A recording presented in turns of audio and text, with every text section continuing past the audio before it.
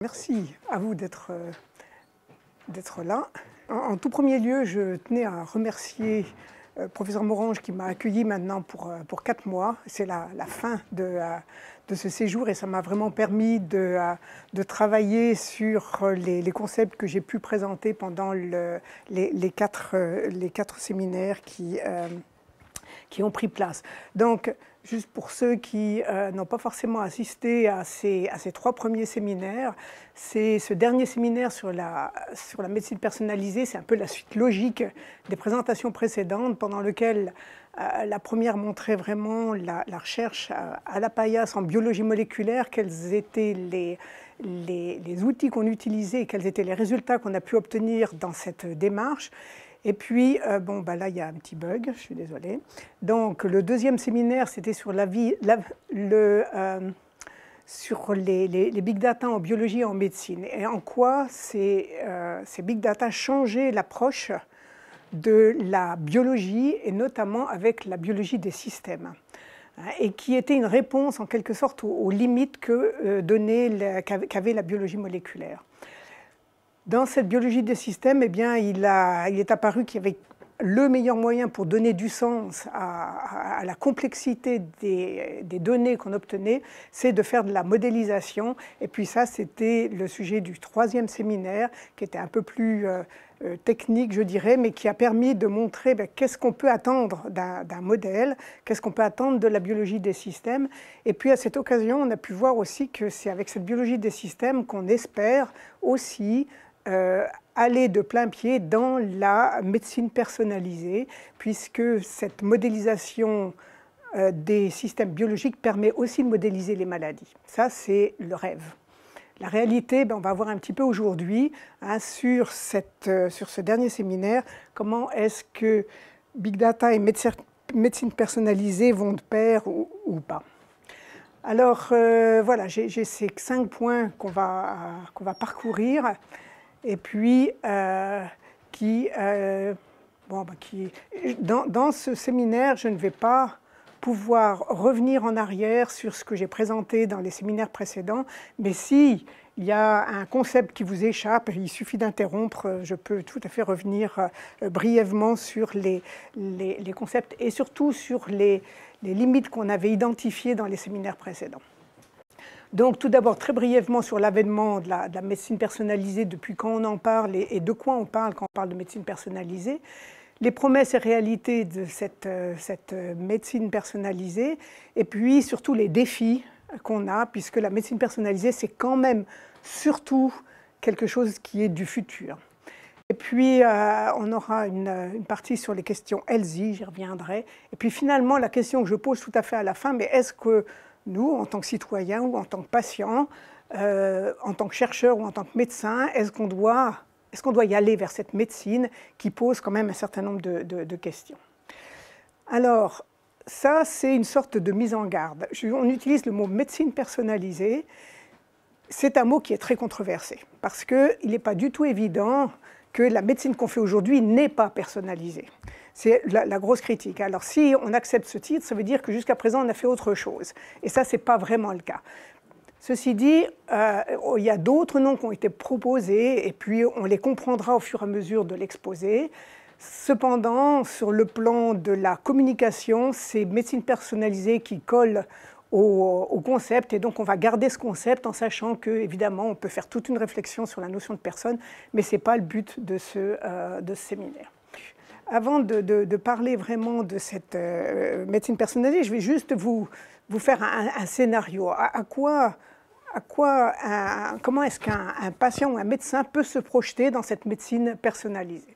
Alors l'exemple que j'ai un peu construit, parce que c'est évidemment complètement construit, on parle du futur, c'est celui d'un homme de 40 ans qui se sent plutôt en forme, qui n'a pas de gros problèmes, qui a des responsabilités de famille bien sûr, et puis son père vient d'être diagnostiqué un diabète de type 2, donc une maladie très, très courante, et puis voilà, alors quand même il se pose quelques questions sur quels sont ses risques à lui, qu'est-ce qu'il doit faire, est-ce qu'il y a un problème ou est-ce que finalement il se sent en bonne santé et il est en bonne santé. Donc, il va voir le technicien en santé, une sorte d'homme spécialisé dans enfin d'homme ou de femme, spécialisé dans les premières consultations, les premières approches de santé, et puis il présente son souci, et donc le diagnostic, indépendamment finalement du souci, la technique elle est extrêmement standardisée, et puis ça commence par une analyse génomique, et on va pouvoir faire par le biais d'une prise de sang, d'un tout petit volume de prise de sang, on va lui faire son analyse du génome en son entier. Et puis on va éventuellement, en fonction des questions plus spécifiques qui l'intéressent, c'est-à-dire notamment la notion de diabète de type 2, on va peut-être faire en plus 1 ou 2 examens supplémentaires à la recherche de biomarqueurs, c'est-à-dire de traces, on y reviendra sur la notion de biomarqueurs ensuite. Donc, 3 semaines plus tard, il revient voir ce technicien, ce super technicien de la santé, et puis on va lui annoncer des bonnes et des mauvaises nouvelles, puisqu'on a fait son analyse génomique. Dans les bonnes nouvelles, c'est que finalement, oui, il y a peut-être un petit risque de diabète de type 2, mais c'est pas trop, c'est un risque relativement mineur, et puis on va pouvoir, avec des mesures préventives, être assez confiant qu'il va pouvoir passer à travers cette pathologie. Par contre, ce qui est un petit peu moins positif, c'est qu'on lui a dit, bon ben voilà, il y a une augmentation, vous avez un risque 3 fois plus grand que la moyenne de faire une maladie d'Alzheimer. Alors évidemment, 3 fois plus grand, le technicien essaye de lui expliquer ce que ça veut dire 3 fois plus grand que le voisin. Puis tout ça, ça le travaille un peu, il ne sait pas trop bien, mais bon. Alors, le technicien va lui permettre d'aller voir un coach de santé qui va lui prescrire ou qui va lui donner plus que des conseils. C'est quand même une pression quand même assez marquée pour qu'il suive des règles de diète, des règles d'activité physique. Tout ça, c'est pour faire que le diabète de type 2 ne vienne pas. Et puis en plus, on va lui donner un système on va le connecter, qui va permettre de vérifier plus ou moins en temps réel son activité d'un côté, et puis aussi sa tension artérielle, puisqu'on veut être sûr qu'une des complications majeures puisse être monitorée au cas où ça pourrait survenir. Alors, de ce côté-là, ça va bien, il suit tout ça, mais en même temps, ça le travaille pas mal. Ça le travaille pas mal, c'est surtout l'histoire d'Alzheimer, parce qu'il n'a pas très bien compris le problème, il ne sait pas très bien. Alors il commence à avoir une dépression, ça c'est pas le top, c'était pas prévu au programme. Alors il retourne voir son coach de santé qui lui dit « Ok, non mais il n'y a pas de souci, la dépression ça se soigne, il faut juste accepter qu'on est déprimé, puis on va prendre le traitement approprié. » Et puis là, aujourd'hui, si on doit prendre un traitement antidépresseur, il faut en tester 3 ou 4 avant de trouver le bon qui va vous faire. Maintenant que les choses ont avancé, on est nettement mieux puisqu'il va reprendre les analyses génétiques qui ont été faites et puis il va mettre tout ça dans une machine et la machine va lui dire « Ok, pour le psychotrope que vous voulez ou pour l'antidépresseur que vous voulez, c'est cette molécule qu'il faut lui donner et vous lui donnez à telle dose. » Et donc, il repart avec sa prescription et puis sa dépression qui est transitoire le temps qu'il accepte ou qu'il oublie le problème de l'Alzheimer. Voilà. Donc ça, c'est... Dans cette médecine personnalisée, il y a un très fort aspect de prévention. On est dans la prévention qu'on va pouvoir faire parce qu'on peut anticiper les problèmes en comprenant mieux notamment les liens entre les gènes et puis les pathologies. Donc maintenant, qu'est-ce qui a fait le développement de la médecine personnalisée? Si je rentre vraiment, comment est-ce qu'on peut espérer arriver à ce type de situation?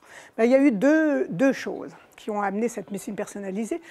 La première, et puis ce n'est pas une conjonction fortuite, c'est vraiment, elles ont été liées l'une à l'autre, c'est le séquençage du génome humain qui nous a permis pour la première fois de savoir vraiment quelles étaient la séquence du génome, quels étaient les gènes qui étaient contenus dans ce génome. Et puis en même temps qu'on voit ici une courbe qui d'une part donne le nombre d'années qu'il a fallu pour séquencer un génome au départ, et le coût que ça a, donc vous voyez 3 000 millions de dollars. Et puis Ici, le temps qu'il faut pour faire le même travail, c'est quand c'est un génome d'un individu, c'est un peu moins de 2 semaines et ça coûte moins de 1 000 $. Donc, évidemment, ça veut dire que ce sont des tests, entre guillemets, qui sont complètement accessibles. Donc là, la technique, elle a vraiment précédé, ou elle a vraiment accompagné le développement d'autres outils de recherche. Et l'autre part, c'est donc le développement de la biologie des systèmes, qu'on a discuté assez abondamment donc, il y a deux séminaires en arrière, et qui a pour objectif non plus de s'intéresser chaque molécule, avec chaque molécule, comment est-ce que sur le plan du mécanisme de la vie, hein, c'est uniquement un enchaînement de mécanismes moléculaires. On s'est aperçu que là, on avait un gap, on n'arrivait pas à comprendre comment fonctionnait un organisme simplement en s'intéressant aux molécules. Donc, la biologie des systèmes, elle veut avoir un regard par-dessus.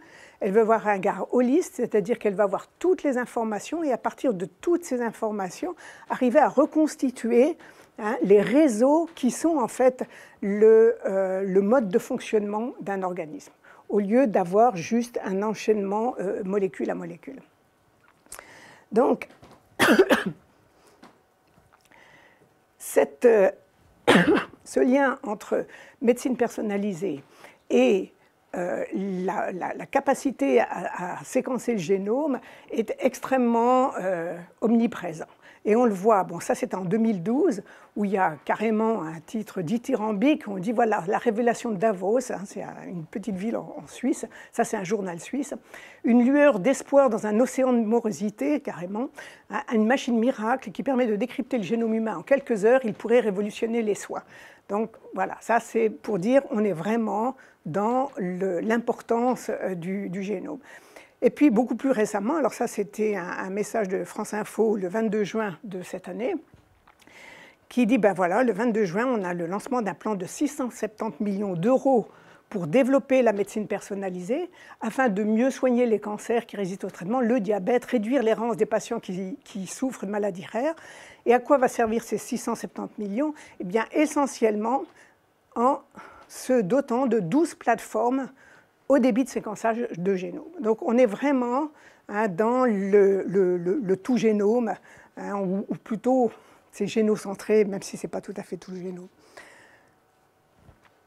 Donc de cela, on peut voir que la médecine personnalisée, c'est un peu finalement, on peut le voir comme certains voudraient le voir comme une révolution. Pour l'instant, on a plutôt l'impression que c'est un peu un glissement qui est inévitable. Hein. Au départ, on avait la biologie moléculaire pour laquelle l'apport de la biologie moléculaire dans la médecine, eh bien, ça a été d'une part de renforcer le evidence-based medicine, c'est-à-dire que ça c'est vraiment un critère qu'on utilise encore beaucoup en formation des médecins, c'est que l'evidence-based medicine, c'est d'une part de s'appuyer aussi souvent que possible sur des mécanismes moléculaires dans le diagnostic, dans le traitement d'une maladie. C'est aussi le fait de s'appuyer sur des essais cliniques qui sont faits dans des contextes statistiques extrêmement rigoureux. Mais l'apport de la biologie moléculaire était plutôt l'aspect, eh bien, on soigne de façon rationnelle. Bon, dans ces réalisations de la biologie moléculaire, je n'ai pas fait du tout une liste exhaustive ici, mais une qui a quand même compté énormément, c'est toute la théorie des oncogènes, hein, qui a permis de mettre un certain nombre de gènes comme responsables du développement de certaines tumeurs. Et puis on a fait aussi, pendant cette période, les premières découvertes moléculaires de pharmacogénétique, parce que l'influence du patrimoine génétique sur la façon dont chaque organisme métabolise les médicaments était connu bien avant, hein, mais les premières découvertes moléculaires datent de cette époque.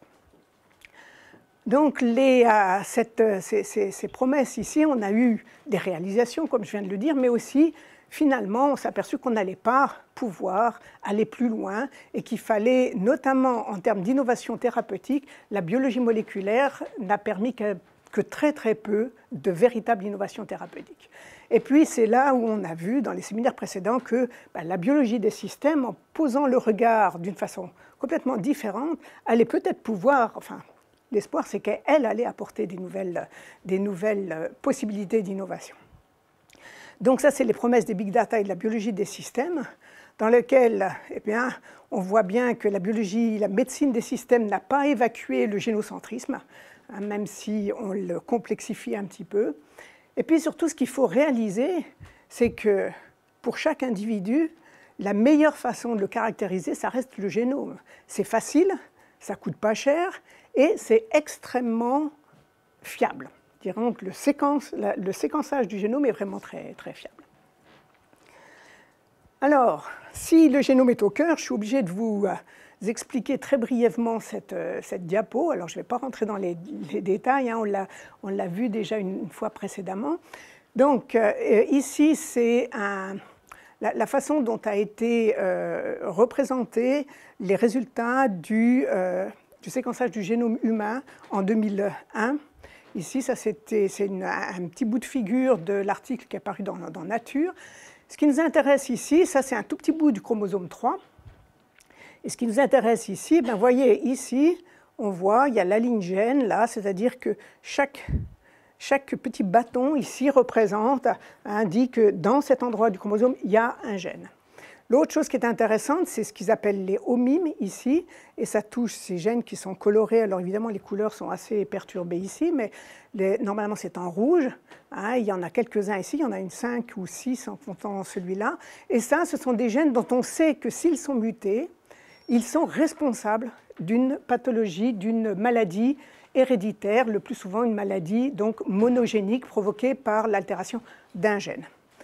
Et puis ce que vous voyez aussi, qui est l'autre ligne très importante ici, c'est celle-là, SNP, pour Single Nucleotide Polymorphism.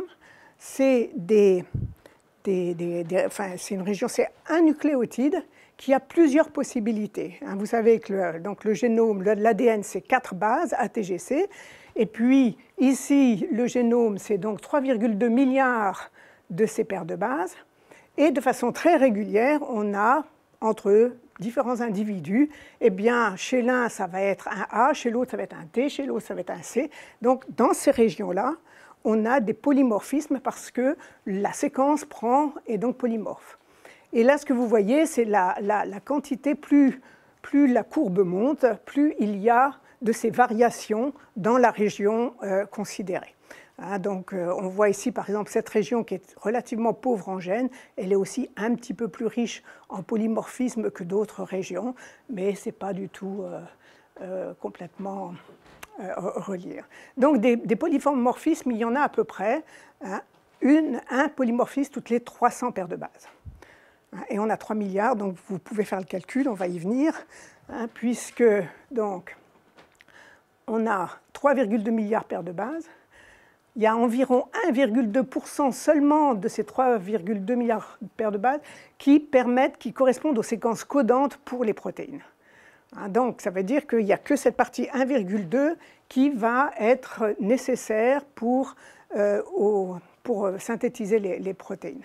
Toutes les autres, qu'est-ce qu'elles font? Eh bien, elles font, pour un certain nombre, on pense qu'elles font rien.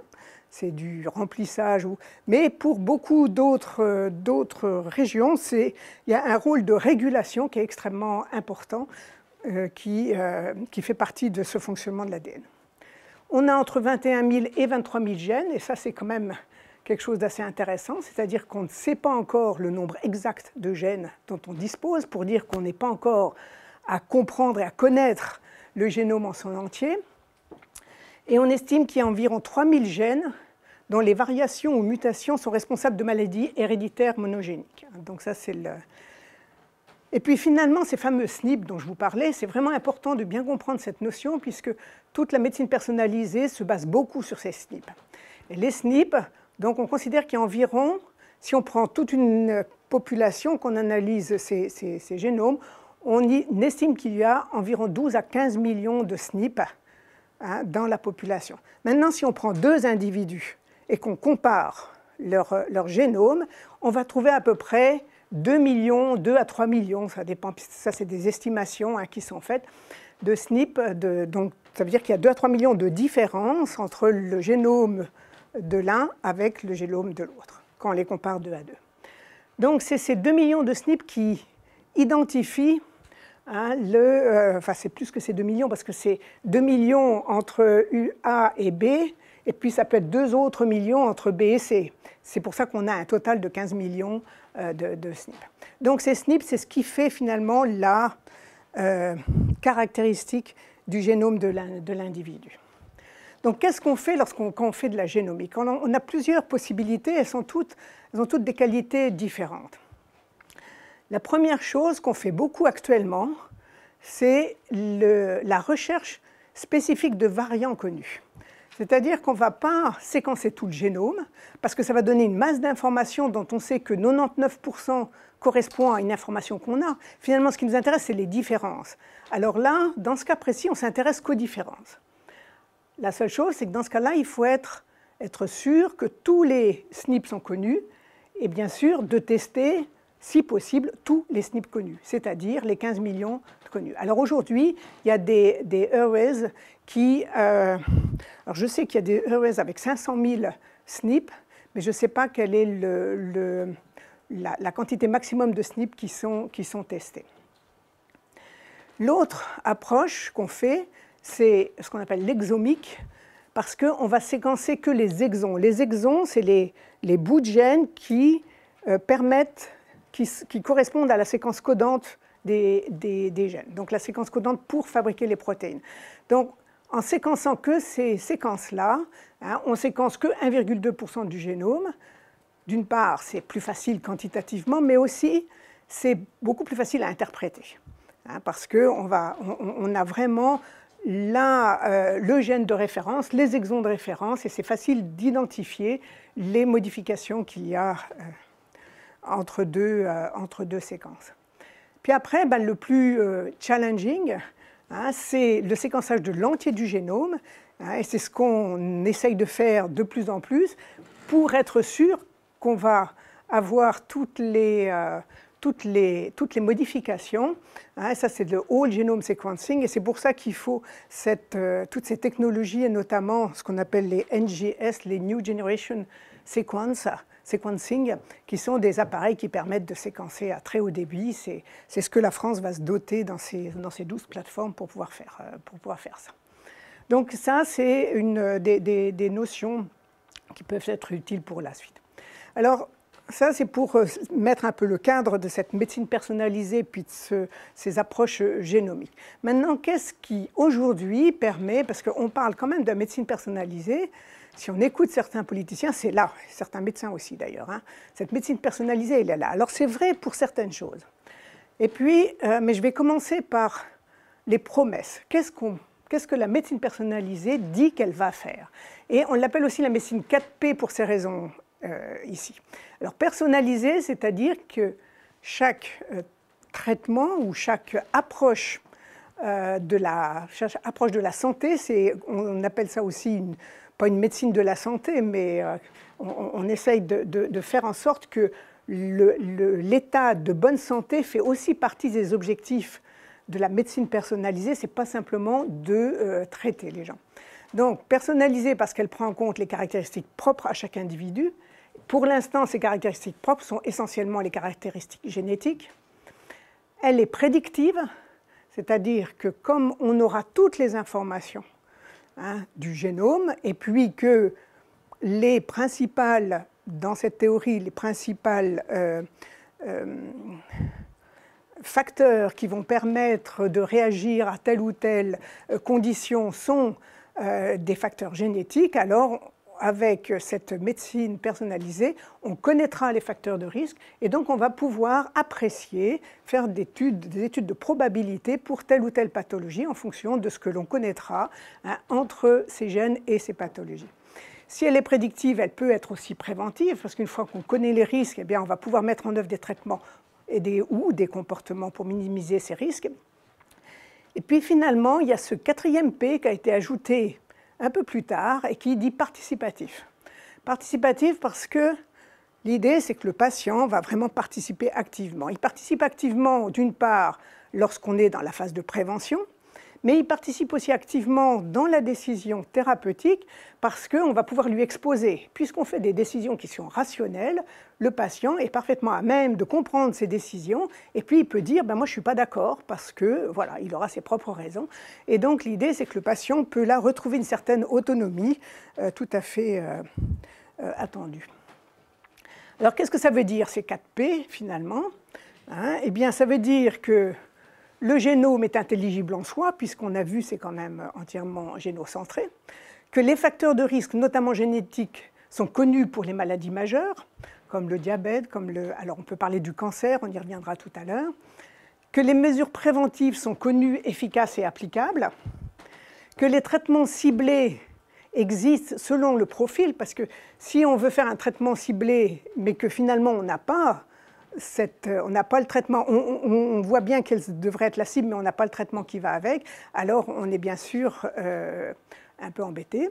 Donc il faut que les traitements ciblés existent, et puis il faut que le patient comprenne notamment la notion de probabilité, comme je vous l'ai expliqué, dire à quelqu'un vous avez 3 fois plus de risque de faire un Alzheimer que votre frère. Qu'est-ce que ça veut dire? Comment est-ce qu'on gère ça? Quand je dis comprendre, ce n'est pas comprendre intellectuellement et un raisonnement mathématique. Ça, alors il y a 0 souci. C'est vraiment le comprendre et l'intégrer dans un fonctionnement humain. Donc, en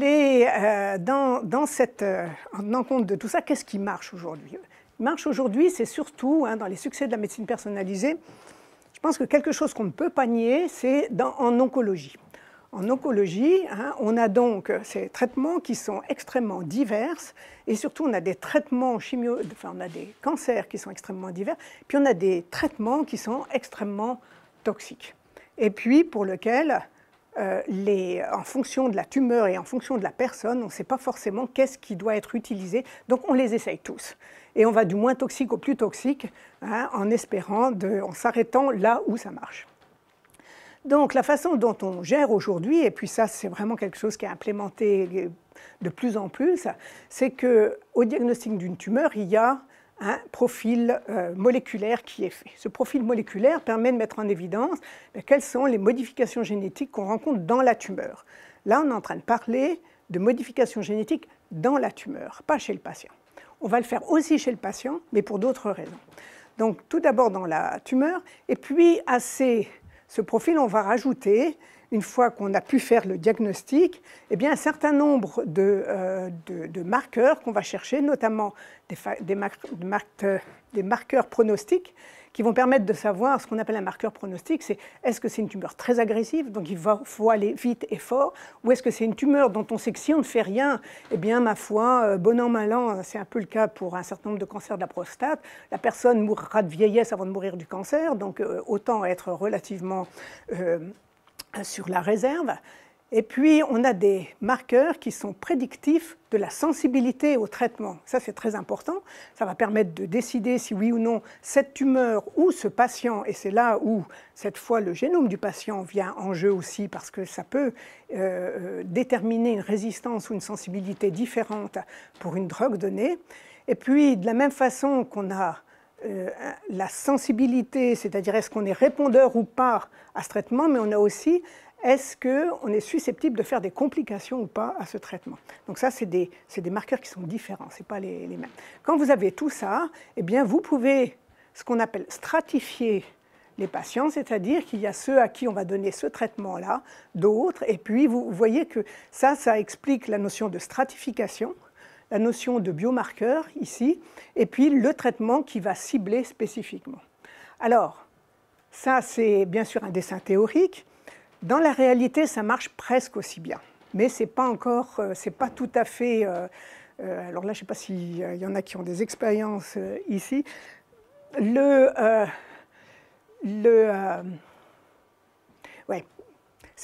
résultats sont assez contestés. Alors, bon, il faut s'appuyer sur ce qu'on lit. Certains disent que ça marche super bien, on a vraiment permis d'éviter des traitements très agressifs quand on n'en a pas besoin. Et puis dans d'autres cas, c'est beaucoup moins clair. Il y a quand même des exemples emblématiques, c'est-à-dire c'est le cas de l'herceptine et du Glivec, qui sont des médicaments qu'on utilise dans le cadre pour l'herceptine du cancer du sein. Et là, il y a cette association. Ce médicament agit sur une voie de signalisation qui passe par une molécule qui s'appelle R, si mes souvenirs sont bons, HER. Et puis, il faut, pour pouvoir donner ce traitement, il faut que la tumeur exprime cette protéine. Sinon, on vise dans le sable, hein, il n'y aura rien qui se passera. Donc, cet exemple ici montre qu'on a un traitement ciblé pour les tumeurs qui expriment ce R.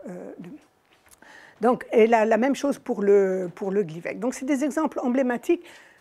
Le seul problème, c'est que c'est quasiment les seuls exemples où vraiment on a des résultats qui sont clairs ou relativement clairs, parce qu'on s'aperçoit aujourd'hui que l'Herceptine, qui est un médicament extrêmement cher, finalement, même les patients qui ont une tumeur qui n'est pas HER2 positive peuvent en bénéficier. Alors ça ouvre beaucoup de questions parce que ça devient un peu plus compliqué. Mais disons que statistiquement, c'est quand même principalement ceux qui expriment ce récepteur qui vont pouvoir recevoir ce traitement de façon utile. Alors là, je suis toujours dans l'oncologie, même si ça paraît un peu bizarre. C'est la machine Watson. C'est un autre succès, entre guillemets, de la médecine personnalisée. Donc ça, c'est IBM qui a fait un supercomputer. Et ce supercomputer, il est capable, aujourd'hui, dans son hardware, il a à peu près 15 millions de pages qui sont toutes relevantes des problèmes liés au cancer. Dans ces 15 millions de pages, il y a 200 textbooks intégraux, il y a les articles qui sont contenus dans 300 journaux médicaux, et puis il a la capacité d'explorer toutes ces pages. Ils estiment à 1 million de livres par seconde. Je ne sais pas ce que ça veut dire, honnêtement. Donc bon, cette figure-là, ainsi que ça, Watson a transformé mes données en informations décisionnelles. Ça, c'est de la publicité qui vient de leur site web. Donc, il n'y a pas d'esprit critique par rapport à ça. Et puis, vous voyez que l'utilisation, enfin l'image publicitaire qu'il porte, c'est ce concours, je crois que c'est une émission de jeu, question pour un champion, ça s'appelle Jeopardy. Et puis, la machine, là, que vous voyez, c'est elle qui gagne le plus, parce qu'elle est capable elle a cette capacité d'analyser des datas d'une façon assez fulgurante. Alors, qu'est-ce que c'est pour nous, qui sommes des biologistes et des médecins? Eh bien, c'est l'équivalent d'une recherche PubMed, mais alors à la puissance très, très élevée. Par contre, ça ne change pas. La qualité de l'information vient de la quantité d'informations qu'elle est capable de digérer. Donc, on peut très bien imaginer, puis là, je peux revenir à l'exemple que je donnais dans le scénario de la médecine personnalisée. Vous mettez dans la machine tous les paramètres que vous connaissez de ce patient, tous les marqueurs qu'on a cités tout à l'heure par rapport au profil de la tumeur, par rapport au profil du patient, et puis la machine va vous ressortir le traitement le plus adapté d'après la littérature. Donc, d'après les expériences, tout ce qui a été mis dans cette machine. Alors évidemment, tout ça, c'est intéressant si la machine est entretenue. Si chaque fois qu'on fait un traitement, on lui donne les résultats, parce que c'est comme ça qu'elle va... C'est un peu le processus aussi de machine learning qui va permettre d'ajuster au fur et à mesure. Et plus on va l'utiliser, et plus elle sera utile. Donc, je pense que on peut imaginer que ça peut marcher, hein, mais ça veut dire qu'on est sur un traitement extrêmement technique de toutes les données, et puis la machine ne peut prendre en compte que ce qu'on lui donne.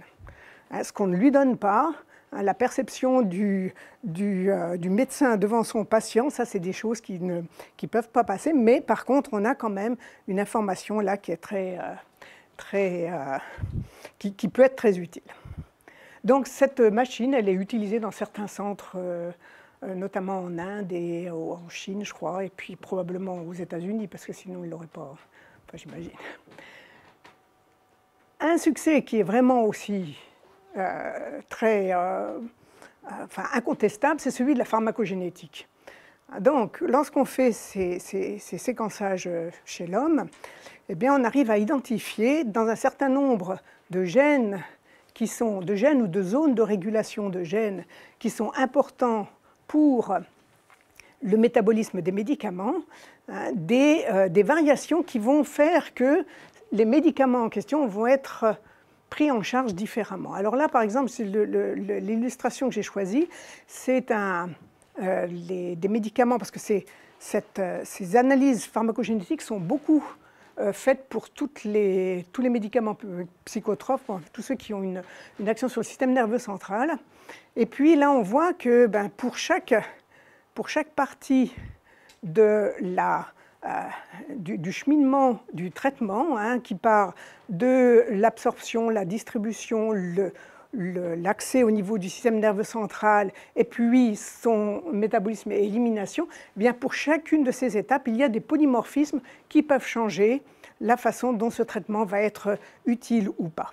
Et puis, donc ça, c'est des recherches, des analyses qui sont faites de plus en plus systématiquement chez les patients qu'on doit traiter et qui permettent d'avoir de façon beaucoup plus rapide le bon traitement à la bonne dose. Puis ça, c'est un peu le leitmotiv de la médecine personnalisée, mais qui est quand même surtout celui de la pharmacogénétique, c'est de pouvoir donner le bon traitement au bon moment à la bonne personne. Alors ça, c'est la version un peu simplifiée de la médecine personnalisée. Et puis, là, avec cette illustration, ça me permet de réinsister sur deux concepts qui ne sont pas forcément évidents. C'est la notion de biomarqueur. Hein, donc, dans le cas précis, là, en pharmacogénétique, on va aller chercher spécifiquement, on ne va peut-être pas être obligé d'analyser tout le génome, parce que finalement, on connaît les polymorphismes, parce qu'on les a appris par l'expérience avec tous les patients qui ont été analysés avant. Donc maintenant, on peut être beaucoup plus direct. En fonction d'un médicament, on va pouvoir aller chercher un certain nombre de biomarqueurs pour savoir quelle va être la réponse à cette drogue. Et puis, ce résultat permet cette fameuse stratification des patients, c'est-à-dire qu'on les catégorise en fonction de comment est-ce que ce médicament peut être sans danger ou efficace, sans danger inefficace, etc. Donc, il y a cette stratification. Et la notion de stratification, c'est très important parce que finalement, en médecine personnalisée, là, on parle de pharmacogénétique, mais si on parle de facteurs génétiques prédisposants, comme on espère les trouver un jour, ce ne sera pas forcément à l'échelle comment on peut dire, enfin, les altérations géniques permettront de stratifier les patients. C'est-à-dire que ce n'est pas forcément un patient un par un qu'on va soigner, mais c'est des sous-groupes de patients qu'on va pouvoir traiter de façon plus ciblée. Et puis le dernier succès de ces médecines personnalisées, c'est les maladies rares. Parce que les maladies rares, c'est des maladies qui touchent moins d'une personne sur 2000. Alors moins d'une personne sur 2000, c'est le critère minimum. En fait, ça veut dire qu'on peut avoir une fréquence de 1 sur 150 000, par exemple. On a même une maladie rare qui est répertoriée parce qu'il y a un patient dans le monde. Mais bon, ça, c'est quand même un peu l'exception. Maintenant, ce qui est intéressant à voir, c'est que, d'accord, c'est des maladies rares, il y a très peu de patients, mais il y a beaucoup de maladies rares. Et on considère aujourd'hui, peut-être à cause justement de toutes ces possibilités de diagnostic aujourd'hui, qu'il y a entre 5 000 et 8 000 maladies rares. Ça veut dire qu'au total, il y a 6 à 7 % de la population qui est affectée par une maladie rare. Donc, ce n'est pas que c'est négligeable en termes d'impact sociétal. Par contre, c'est vrai que c'est très difficile de faire une recherche sur des maladies qui sont aussi peu fréquentes. Alors, ces maladies rares sont souvent orphelines. Le fait d'être orpheline veut simplement dire qu'elles n'ont pas de traitement. Et puis, on considère que dans environ 80 % des cas, c'est une origine génétique.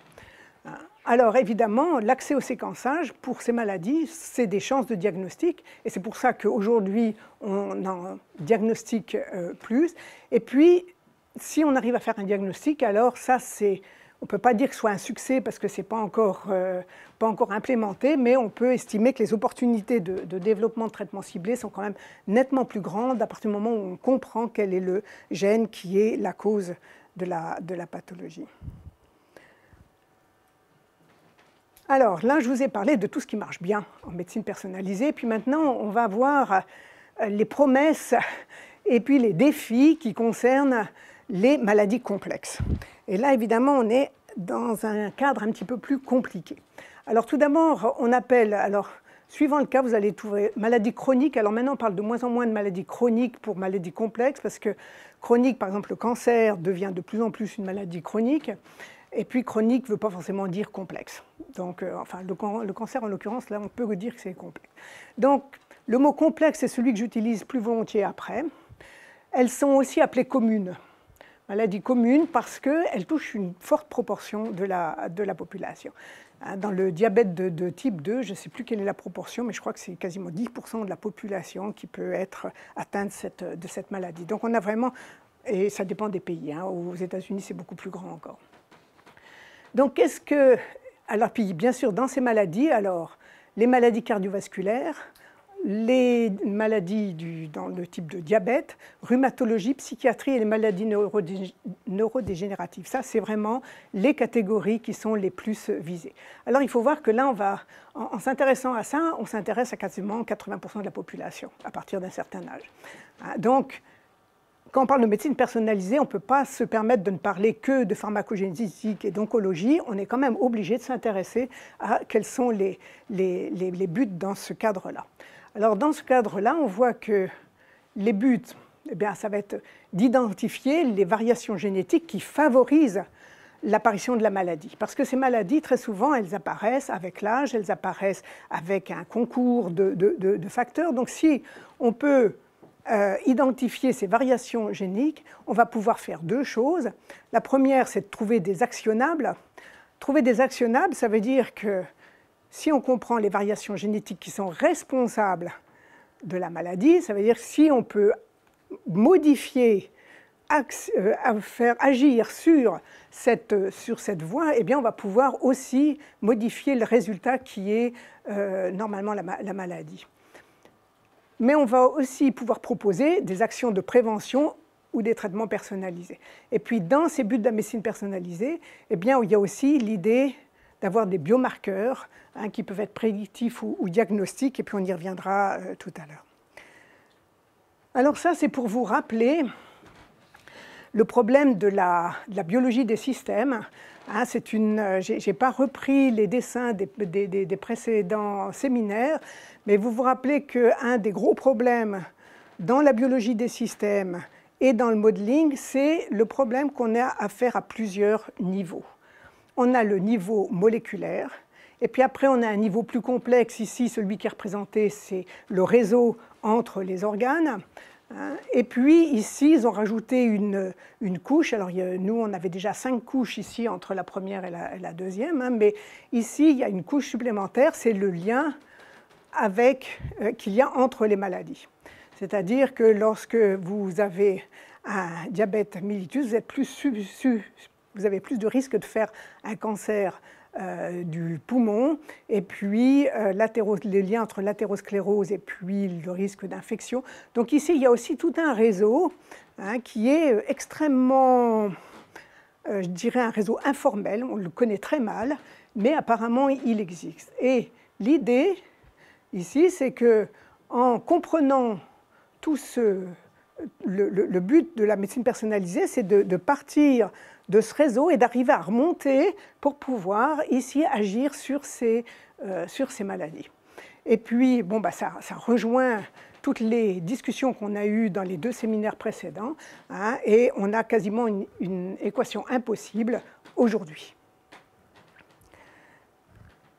Et puis ça, je me permets d'insister parce que c'est quand même vraiment une chose sur laquelle beaucoup, et notamment Leroy Wood, qui est extrêmement vocal, et puis un homme de pouvoir, je dirais, et qui est pour cette médecine personnalisée, donc il écrit bien.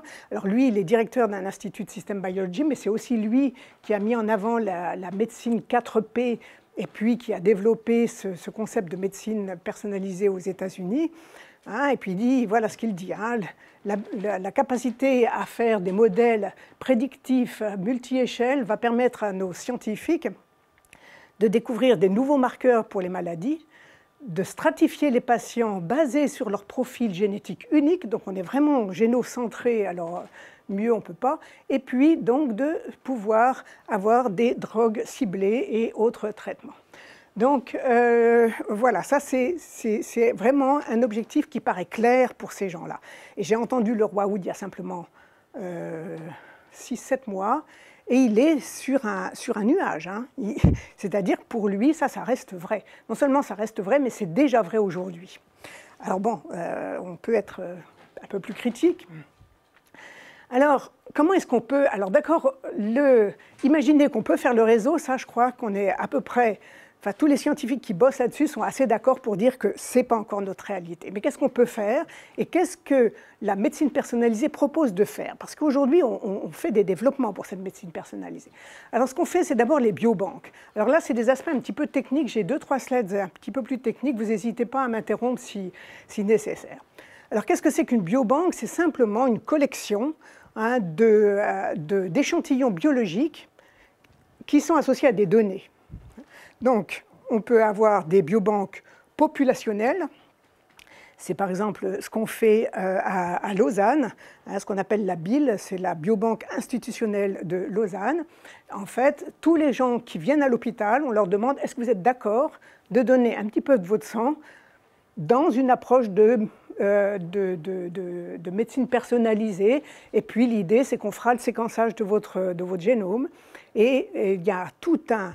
Alors, c'est extrêmement compliqué sur le plan du consentement, parce que ces patients doivent dire s'ils sont d'accord ou pas, s'ils sont d'accord qu'on garde leurs données, si jamais on fait des découvertes sur leur génome, est-ce qu'ils veulent savoir ou pas. Donc tout ça doit être pris en compte lorsqu'on les sollicite, bien sûr, donc c'est pas très simple. Mais ça, c'est donc une biobanque populationnelle, il n'y a pas de choix dans les personnes qu'on contacte. La cohorte, au contraire, c'est une collection de patients qui a une pathologie très précise. Mais on va leur demander la même chose. Est-ce que vous êtes d'accord de rentrer dans cette étude? On va vous prélever du sang, on va vous faire une analyse génétique, et puis on va essayer de comprendre, au sein de cette pathologie, est-ce qu'il y a des gènes dont les modifications sont plus susceptibles d'être responsables ou pas de la pathologie. Donc il faut bien sûr les patients porteurs de la pathologie, puis il faut qu'il y ait à peu près en quantité équivalente et avec un profil à peu près identique au niveau du sexe, du poids, de l'âge, etc., des témoins sains. Alors, à partir de ces biobanques, qu'est-ce qu'on veut faire? On veut faire des analyses ciblées pour faire le lien entre une variable biologique donnée et puis une pathologie. Alors là, en l'occurrence, dans notre domaine de la médecine personnalisée, c'est surtout la recherche d'un lien entre une variable génétique et la pathologie, mais on peut aussi imaginer que dans ces biobanques, on puisse aller mesurer un métabolite quelconque, et puis que ce soit le lien entre le métabolite et la pathologie. Mais dans le cas précis, on s'intéresse plus aux génétiques. Donc parmi les variables, les génétiques. Puis on a un certain nombre d'exemples, mais là je ne vais pas trop y passer de temps. Alors ensuite, qu'est-ce qu'on va faire? On a les biobanques, ça c'est bien, c'est déjà une première chose. Maintenant, il faut qu'on puisse faire ces analyses génétiques. Alors les analyses génétiques, vous vous rappelez, on peut aller tester tous les variants qui sont connus. Hein, je vous ai dit 12 à 15 millions, on ne les connaît pas tous encore, mais on peut faire une analyse aussi exhaustive que possible, c'est-à-dire qui évolue avec le temps. Et cette analyse des variants, pour l'instant on est surtout dans cette analyse des variants, c'est ce qui va être utilisé pour ce qu'on appelle les Genome Wide Association Studies. C'est-à-dire qu'en fait, on va essayer de faire le lien entre une pathologie et un SNP quelque part dans le génome, n'importe où. Ce n'est pas du tout ciblé. Contrairement aux études génétiques d'avant le séquençage du génome humain, où il fallait se dire « Ah oui, alors il y a tel gène, peut-être, alors on va regarder dans ce gène s'il y a un lien ». Là, on n'a pas besoin de cet a priori, on va regarder dans tous les gènes. Et ça permet bien sûr d'avoir beaucoup plus de chances de trouver cette altération. Alors le résultat, vous voyez, ça c'est un peu comment c'est représenté. Chaque petit point, alors évidemment vous ne pouvez pas les identifier là, correspond à un SNP. Et puis il y a deux informations. Celle qui vous est présentée là, c'est le log de la p-value. C'est donc le test statistique qui dit est-ce que la présence de ce SNP est associée à la présence d'un phénotype donné. Puis on voit, alors là on ne les voit pas parce que c'est trop faible, mais si vous avez des chiffres comme ça, là il y a une très forte association entre ce SNP et puis la pathologie en question. Alors, je ne me souviens plus de quel exemple c'est tiré. Ce n'est pas du diabète de type 2, je peux juste vous le dire. C'est une pathologie métabolique, mais je ne sais plus laquelle. Ça, c'est une première chose. Alors, le test statistique, c'est bien. Maintenant, l'autre chose, c'est savoir le risque relatif. Donc, pour chaque SNP, on va pouvoir dire, alors, c'est statistiquement significant et ça veut dire que vous avez 10 fois plus de risque de faire cette maladie si vous avez ce SNP. Alors ça, 10 fois plus, on arrive à comprendre. Ce qu'il faut voir, c'est que dans le diabète de type 2, eh bien, par exemple, la plupart des SNP qui ont pu être identifiés, il y en a une trentaine aujourd'hui, eh bien, c'est de l'ordre de 1,2 à 1,5 maximum de différence de risque. Donc, c'est extrêmement faible. Donc, comment est-ce que vous voulez communiquer ça à un patient? Vous avez 1,2. Et comment est-ce qu'on peut en faire une analyse après d'héritabilité? Alors ça, les statisticiens sont certainement meilleurs que moi pour ça. Mais il faut bien voir que cette notion de risque relatif est ce qui plombe les résultats des GWAS. C'est qu'on trouve des choses, mais ces choses ont un impact vraiment très mineur. L'autre, alors cette fois on est vraiment dans le diabète de type 2, cette fois. C'est juste pour représenter toutes les analyses qui ont été faites dans les années précédentes. Vous voyez ici, c'est les années qui passent, et puis à chaque année, on a ça c'est la localisation d'un SNP. C'est le numéro d'un SNP, et puis chaque SNP a son numéro. Hein, et puis ici, on voit les études qui ont été faites, et plus le cercle est grand, plus il y avait de patients dans l'étude en question. Puis après, les différentes couleurs, c'est juste pour les différentes races qui ont été utilisées pour faire cette analyse, parce que c'est évident qu'il y a des différences interraciales importantes entre ces facteurs de prédisposition génétique. Alors tout ça, ça paraît bien beau. On a l'impression qu'ici, on est de mieux en mieux. Bon, la seule chose que veut dire cela, c'est que depuis qu'on fait vraiment les GWAS de façon beaucoup plus systématique, on arrive à avoir plus de diagnostics, plus de SNP qui sont impliqués, hein, mais ça ne nous dit rien sur l'impact. Et puis, c'était quand même le message de ces analyses, c'est que finalement, on a un succès très relatif. Chaque variation n'a un effet que très faible. Et puis que, surtout, ce que ne peut pas faire les GWAS, c'est, ou pourra peut-être le faire si on augmente la taille des cohortes, je ne sais pas très bien, c'est de voir comment est-ce que l'association de plusieurs... On parle de 2-3 millions de SNP, là. Hein, donc, comment est-ce que l'association de deux SNP, là, on les analyse les uns après les autres. Donc, on ne sait pas s'il y en a un qui peut être affecté par la présence d'un autre. C'est ce qu'on appelle le phénomène d'épistasie, c'est ça. Disons que ce n'est pas encore dans nos mains. Donc, alors, est-ce qu'il faut augmenter la taille des échantillons pour essayer d'être meilleur? Ce qu'on va faire, c'est qu'on va être plus sensible, on va détecter plus de SNP, mais ça n'empêchera pas que chaque SNP n'aura pas plus d'impact, même si on a une grosse cohorte.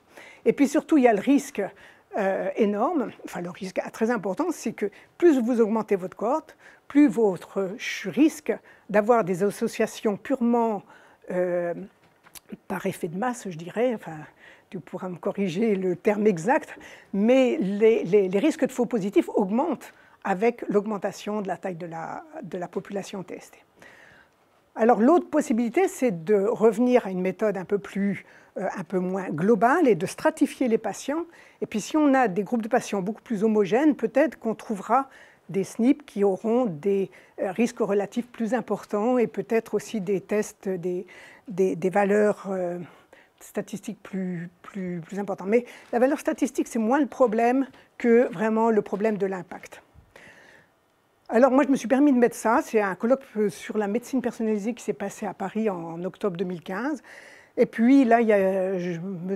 Jean Monin qui représentait Amgen, puis qui a très sérieusement dit que voilà, Amgen a un modèle mathématique qui corrèle des variations génétiques et quelques maladies courantes. Alors il n'a pas été plus précis que ça. Moi, je voudrais bien voir ce modèle mathématique. Pour l'instant, on n'en entend pas parler. Donc là, il y a un peu d'intoxication, je dirais, d'informations positives sur ce point-là. Alors, tout ça nous amène à une chose qui est quand même très importante. C'est que finalement, avec tout ça, de plus en plus, le génocentrisme est contesté. et à juste titre. Ici, vous avez, ça c'est une revue qui a été écrite en 2014, j'aime bien l'illustration, et montre, bon, le concept original, c'est ça, c'est que le gène est le déterminant du phénotype. Et puis ça, on a quand même baigné dans tout cela pendant très longtemps, et beaucoup y baignent encore. Maintenant, on peut revenir un petit peu plus pragmatique et se dire ce que c'est que le gène, c'est une séquence d'ADN, point. Donc c'est une sorte de séquence neutre. Et puis que le résultat, eh bien, c'est l'interaction entre ce qui se passe, enfin les gènes, et puis l'environnement, les conditions internes aussi, et ça va donner naissance au phénotype. Donc on a là vraiment une prise en compte de l'environnement et des autres facteurs biologiques qui sont autres que le gène lui-même dans sa neutralité totale. Alors, comment faire pour tenir compte de ces facteurs? Parce que c'est bien beau de dire, bah oui, il faut autre chose, mais il faut encore pouvoir aller les chercher, ces informations. Alors, une des choses importantes, c'est l'épigénomique. L'épigénomique, c'est des modifications qui affectent l'ADN, mais pas la séquence d'ADN. La séquence d'ADN est parfaitement respectée, mais ça affecte la façon dont l'ADN est enroulé. J'ai une illustration ici qui vous montre ça. Donc on a l'ADN, ça c'est le chromosome quand il est bien tassé, bien replié. Et puis on voit ici le fragment d'ADN qu'on appelle l'ADN nu, mais qui en fait est toujours empaqueté autour, en formant des rouleaux autour de protéines qui s'appellent les histones. Ces histones peuvent être modifiées. Et puis si elles ont ce qu'on appelle des petites queues là, eh bien elles vont avoir besoin de plus de place. Et puis ça va permettre à la molécule d'ADN d'être plutôt relaxée, et ça va permettre à l'ADN au gène d'être exprimé. Donc ici, avec ces modifications sur les protéines, on peut jouer sur la compaction de l'ADN versus la relaxation de l'ADN. Et puis ça va avoir un effet sur le fonctionnement. Pourquoi c'est important? Et puis il y a une autre modification aussi, c'est une méthylation de certaines bases de l'ADN qui vont avoir plus ou moins le même effet final de pouvoir faire que le gène est utilisable ou pas. Alors ces modifications épigénétiques ne touchent pas, comme je l'ai dit, la séquence, mais vont faire que dans une cellule, eh bien, certains gènes sont actifs et d'autres sont inactifs. Et ces modifications surviennent en partie liées à l'exposition. Ici, on voit les mécanismes épigénétiques. Bon, le développement est très important, et c'est pour ça que lorsque vous avez, pendant les périodes de guerre, notamment au cours de la Deuxième Guerre mondiale, les femmes enceintes ont donné naissance à des petits bébés, mais qui sont devenus diabétiques à l'âge de 40 ans. Parce qu'ils ont eu une propensité à être obèses, qui est une sorte, on a estimé, enfin bon, il faudrait voir les statistiques et les chiffres exacts, mais qui les a prédisposés à chercher à accumuler le maximum. Alors je dirais que c'est une explication un petit peu finaliste,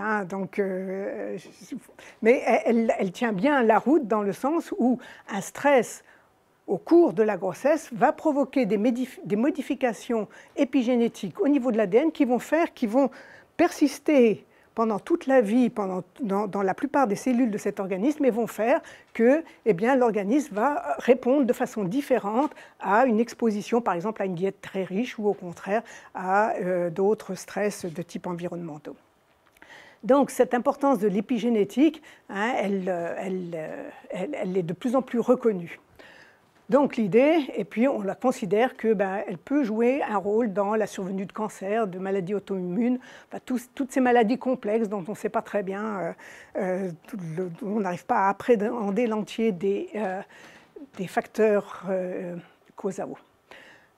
Le seul problème, vous voyez ici, c'est que pour analyser cette épigénétique, il faut des outils qui permettent d'analyser au niveau de l'ADN en son entier toutes ces modifications.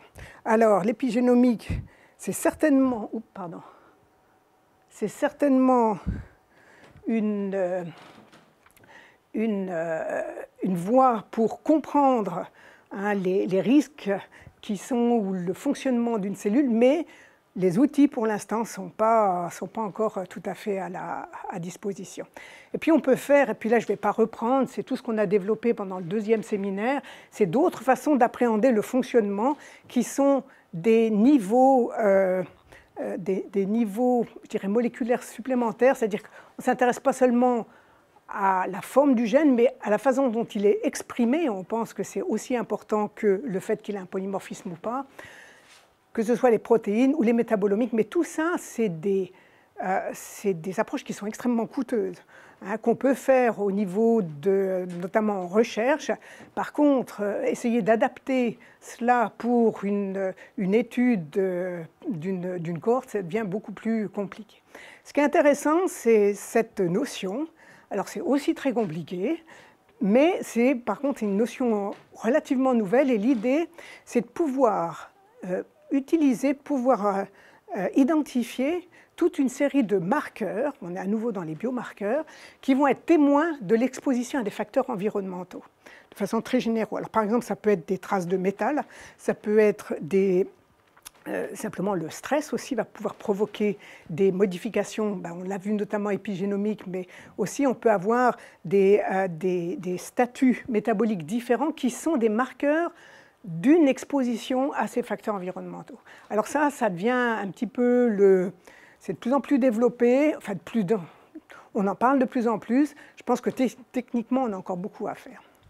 Ce que j'ai mis ici aussi, parce que je pense que c'est des choses qui vont s'y associer rapidement et qui sont, alors elles, déjà plus en avant, c'est le dossier électronique du patient. Alors cette fois, on parle vraiment du patient, on ne parle pas de la personne dans le lay people, comme on dit en anglais, je ne sais plus comment ça, la personne tout venant, hein, c'est vraiment le patient. Presque partout, on essaye de développer le dossier électronique du patient. L'idée, c'est de numériser au maximum toutes ces données. Alors, ça veut dire que le médecin passe plus de temps à rentrer les données qu'à examiner le patient, ça c'est un des problèmes, mais le résultat, c'est qu'on obtient toute une collection d'informations qui ne sont pas des informations numérisées au préalable, mais qui doivent être numérisées. Dans le dossier électronique du patient, on intègre les électrocardiogrammes, on intègre les radios, les MRN et autres genres d'analyses. Donc c'est un dossier qui ensuite, une fois qu'il est numérisé, on peut pouvoir le comparer, on peut pouvoir l'utiliser aussi pour les analyses de cohortes ou les analyses plus larges. Et puis la dernière façon d'obtenir des informations qui ne soient pas génomiques, eh bien c'est la connectique ou le quantified self. Il y a cette espèce de fascination aujourd'hui pour tout ce qui nous permet de savoir notre rythme cardiaque en temps réel, la qualité du sommeil. Il y a des appareils qui mesurent la qualité du sommeil. Alors c'est particulièrement important pour ceux qui font des apnées du sommeil. Et ce qui se passe, c'est que l'appareil, il est par voie Internet ou par Wi-Fi, par voie Internet, je ne sais pas très bien comment est-ce qu'ils font leur système, mais directement dans le cabinet du médecin. Donc le médecin peut vérifier, peut faire le suivi de son patient par rapport à ce problème d'apnée du sommeil, simplement entre un objet qui est connecté à la maison chez le patient et puis lui à son cabinet. Ça, c'est un des exemples de connectique vraiment médicalisée, mais on voit bien, je ne sais pas si certains d'entre vous ont la montre connectée et puis qui vous dit combien de pas vous avez fait tous les jours. Et ça, on peut imaginer que ces gadgets, en fait, sont des éléments qui vont faire partie de l'entourage de ce que la médecine personnalisée aura besoin pour pouvoir aller de l'avant et comprendre. Enfin, en tous les cas, c'est ce qui est proposé. OK, ma dernière slide technique, c'est la notion de biomarqueur, parce que j'en ai parlé tout à l'heure. Donc on a vu les biobanques, les analyses genome-wide, et puis on voit les limites de ces analyses. Et donc il y a une façon peut-être un peu plus simple, c'est un petit peu un court-circuit, parce que le biomarqueur, c'est un peu l'équivalent d'une trace. Ça veut pas être une explication, Hein, ça ne cherche pas à faire un diagnostic, ou quelquefois c'est un diagnostic, mais c'est une mesure. Hein. On voit ici, c'est une caractéristique biologique qui est mesurable et qui est liée à un processus normal ou non. Alors, ce marqueur, il peut être génétique, c'est les SNP, et on développe des tests pour pouvoir identifier s'il y a un SNP dont on sait qu'il est important pour la pharmacogénétique, ben on va faire un test qui va permettre d'analyser que lui. Ça va être extrêmement rapide, ça va se faire dans le cabinet du médecin et puis il va tout de suite savoir si oui ou non vous l'avez. Alors, mais par exemple, simplement le taux de sucre dans le sang, c'est un marqueur du diabète. Mais cette fois, c'est un marqueur plutôt diagnostique. Et puis la protéine HER2, exprimée ou pas dans les tumeurs, ben ça, c'est un marqueur de diagnostic moléculaire et puis aussi de décision pour le traitement. Donc, ce que je veux dire pour ces marqueurs, c'est que c'est une façon peut-être un petit peu plus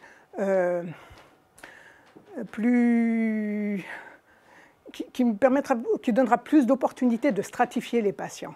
Parce que les approches purement génétiques, on a vu leurs grandes limites. Donc avec ces biomarqueurs, on espère avoir une stratification des patients en fonction de ces biomarqueurs et donc de pouvoir ajuster les traitements en fonction de ces biomarqueurs. Et puis là, ça m'amène à la dernière mention technique, c'est la notion de biomarqueurs et de tests compagnons. Parce que tout le but de cette médecine personnalisée, hein, et c'est pour ça que on utilise, enfin certains auraient voulu utiliser le mot stratifié plutôt que personnalisé. Le but finalement, c'est qu'au lieu d'avoir un médicament valable pour tous, on va pouvoir faire des sous-groupes de patients qui vont pouvoir bénéficier d'un traitement spécifique. Mais pour que ce soit vrai, il faut que pour chaque traitement spécifique, on ait un indice qui nous dise c'est pour ce groupe-là qu'on a besoin de ce traitement. Et puis donc, il y a l'idée que pour chaque médicament ciblé, il y a un test compagnon, et ce test compagnon, c'est le test qui va permettre de dire ce médicament est utile pour cette population qui a ce test positif. Donc ça, c'est le lien entre biomarqueurs, stratification, traitement approprié, et puis entre médicaments ciblés et tests compagnons. Tout ça, c'est des mots que vous pouvez voir souvent dans les notions de médecine personnalisée. Je m'aperçois que le temps passe vite, et j'ai encore... Alors je vais juste ici, pour finaliser cette partie-là, parce que j'ai encore quand même toutes les approches éthiques et sociales qui ne sont quand même pas négligeables, hein, c'est que, en fait, pour moi, c'est pas tout ce qu'on a vu, toutes les critiques que j'ai pu donner, ne sont pas forcément rédhibitoires. Ça veut dire qu'aujourd'hui, on n'y est pas, mais que ça ne veut pas dire que demain, on n'y sera pas. Mais pour ça, il faut qu'on avance, il faut qu'on fasse des recherches. Et puis pour moi, le sens de participatif dans le mot médecine personnalisée, c'est que les patients aussi doivent être d'accord pour contribuer à ces recherches. Alors, l'aspect ici, c'est OK si je continue encore ça va. Les aspects éthiques. Alors, je ne vous lis pas ça, ne vous inquiétez pas. La seule raison pour laquelle j'ai mis tout ça, c'est que, donc, ELSI, c'est pour implication éthique, légale, sociétale. Voilà. Donc, on a trouvé un acronyme, parce que comme ça simplifie, plutôt que de dire, oh, il y a ce problème-là, puis il y a ce problème. Non, on a la problématique ELSI, c'est très simple. Et puis, c'est très simple. Là, vous voyez, c'est Genomics England, qui est un truc qui a été promu, enfin, et financé par le gouvernement en Angleterre, en Grande-Bretagne, et puis qui a pour but de faire le séquençage de 100 000 Britanniques qui ont des maladies spécifiques. Ces maladies spécifiques, c'est très simple, c'est d'un côté les maladies rares et d'un autre le cancer. Donc ils restent quand même dans un domaine très, je dirais, déjà avancé de la médecine personnalisée. Et puis ils veulent caractériser donc les causes de ces maladies en faisant ce séquençage de 100 000. Et puis là, vous avez toute cette liste de facteurs critiques. Et la raison pour laquelle je vous mets tout ça, c'est qu'il y a quand même une petite ligne à la fin, juste celle-là, qui rappelle que quand même, il faut un encadrement légal, éthique et opérationnel pour guider tout ça. Mais c'est la place relative qu'on a mis à ces aspects qui m'a un petit peu chagriné. Alors, les principaux enjeux éthiques. Alors, ça, c'est une liste, elle est un peu technique. Ce n'était pas trop le but de cette présentation, et on pourra y revenir dans les questions si vous le souhaitez. Mais celles qui sont les plus connues, c'est la protection de la personnalité, le consentement en clinique et en recherche, parce qu'aujourd'hui, il y a une très grande porosité entre ce qui se passe vraiment côté analyse avisée de thérapeutique et analyse avisée de recherche. Et puis le problème du consentement est vraiment un problème important. Comment est-ce qu'on restitue les résultats aux patients? Comment est-ce qu'il faut, quel est le risque et le bénéfice à court et à long terme pour l'individu, pour la collectivité et pour la société? Ça, c'est vraiment des questions qui sont importantes. Et puis, ce qui n'est pas marqué là-dedans, alors c'est protection de la personnalité, c'est aussi la protection des données. La protection des données, c'est presque un problème technique, mais qui est extrêmement sérieux. On voit la facilité avec laquelle tout ce qui se passe sur le web peut être piraté, changé, etc. Alors, vous imaginez les données personnelles aujourd'hui comme c'est sujet à être attaqué. Donc, les principaux enjeux éthiques, je ne vais peut-être pas y passer plus de temps, il y a vraiment quand même beaucoup de réflexions qui se fait autour de ça. Les enjeux économiques, il ne faut pas oublier que ça c'est aussi très important. Ces enjeux économiques, c'est là un des arguments pour cette médecine personnalisée, c'est-à-dire qu'elle va coûter moins cher. Elle va coûter moins cher parce qu'on va faire de la médecine préventive. Alors, c'est peut-être, et on va être en bonne santé beaucoup plus longtemps. C'est pour ça qu'on insiste sur souvent il dit c'est personalized health, la santé personnalisée. Donc le problème, c'est que ça c'est juste, enfin c'est juste si ça marche vraiment bien un jour, ça a des chances de devenir juste une fois, mais ce qui est plus problématique, c'est que la personne devient en fait un patient en devenir. C'est-à-dire qu'avec nos 2 ou 3 millions de SNP, les risques qu'on se retrouve avec un risque augmenté de 1,5 pour une maladie d'Alzheimer ou pour un diabète, ma foi, ils vont certainement être là. Donc, comment est-ce qu'on va traiter cette personne qui est saine, mais qui va peut-être devenir un patient? Comment est-ce qu'aussi l'individu va gérer ça? Donc, est-ce qu'elle va devenir vraiment moins onéreuse? En particulier à cause de ça, je suis moins sûre. L'autre gros problème, c'est pour les industries pharmaceutiques. Je vous ai dit, la biologie moléculaire a finalement fourni relativement peu d'innovations thérapeutiques. Ici, ce qu'on voit, c'est qu'on espère des innovations thérapeutiques, mais surtout, on espère qu'en ciblant mieux les personnes qu'on va traiter, il y a bon nombre de médicaments qu'on ne pouvait pas utiliser, qu'on va pouvoir utiliser, mais pour des sous-groupes plus petits. Mais comme les groupes sont plus petits, ça pose d'une part des problèmes d'essais cliniques, mais là on n'a pas le temps de le détailler, mais surtout ça pose le problème que chaque médicament va être beaucoup plus coûteux, puisque au final on va le vendre à beaucoup moins de patients. Donc c'est la fin des blockbusters, et ça c'est pour l'industrie pharmaceutique, c'est quand même un problème. Ce qui compense un petit peu, c'est l'enjeu, le test compagnon, parce que du coup les boîtes pharmaceutiques disent, bon ok, on va vendre peut-être moins de médicaments, mais on va être obligé de vendre un test associé, puis ça, on va pouvoir compenser un peu les coûts comme ça. Mais donc, ces aspects économiques ne sont pas négligeables.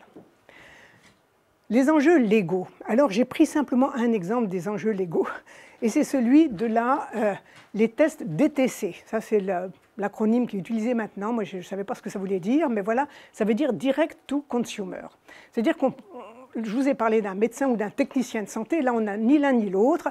On envoie son ADN, on crache dans un petit tube, on l'envoie à 23andMe, et puis ils vous renvoient votre profil génétique, ils vous disent, voilà, vous allez avoir des risques de... Alors, je ne l'ai pas fait, j'aurais pu le faire pour pouvoir montrer en exemple, ça coûte, je ne sais plus, autour de 200 $, je crois, un truc comme ça, pas beaucoup plus.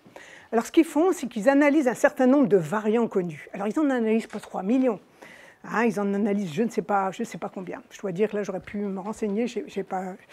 Et puis, ils vous renvoient ça à la maison, et puis ils vous disent, ben voilà, vous avez autant de risques. Alors, 23andMe, c'est une de ces boîtes, mais il y en a d'autres qui existent, et puis il y a, c'est Craig Venter qui a fait ça.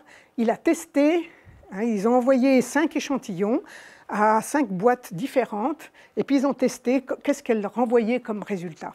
Alors, les résultats même sont relativement fiables. Un SNP, il est là ou il n'est pas là, ça c'est pas trop problématique. Par contre, l'interprétation, alors elle est complètement fantaisiste, avec des interprétations qui sont quasiment noir-blanc en fonction des boîtes. Donc il y a vraiment ici un problème. Alors évidemment, là, ils ont été rappelés à l'ordre et par je pense que c'est la Food and Drug Administration qui leur a dit que vous n'avez pas le droit de faire c'est un exercice illégal de la médecine si vous commencez à faire des diagnostics comme cela. Alors il y a d'autres aspects qui sont un peu plus drôles.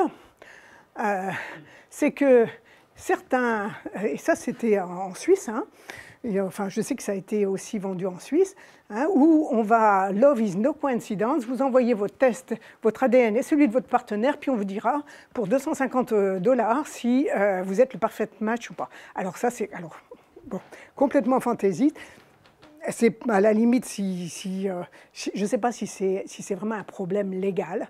Je trouve que c'est un problème de manipulation, mais bon, ce n'est pas les seuls à manipuler. Maintenant, je vais faire mes dernières diapositives sont sur les enjeux que j'appelle sociétaux, qui regroupent quand même pas mal un peu les enjeux éthiques. Alors tout d'abord, un certain nombre de dérives. Alors là, c'est Nicolas Sarkozy qui, dans Philosophie Magazine, a dit de toute façon, on est pédophile. Et puis si on se suicide, c'est parce qu'on était génétiquement fragile. Et puis voilà quoi. En gros, ça, c'est le message politique.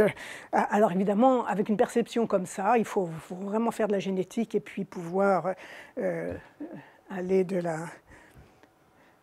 Alors un peu plus sérieux, le problème des assurances. Ça, c'est un très gros problème parce que évidemment, ces tests génétiques de prédiction, le jour où ils seront là. Comme je dis aujourd'hui, pour l'instant, ce n'est pas le problème parce que je ne crois pas qu'il y a quelqu'un qui pourrait vous dire hein, qu'avec tel polymorphisme, vous pourrez avoir telle maladie.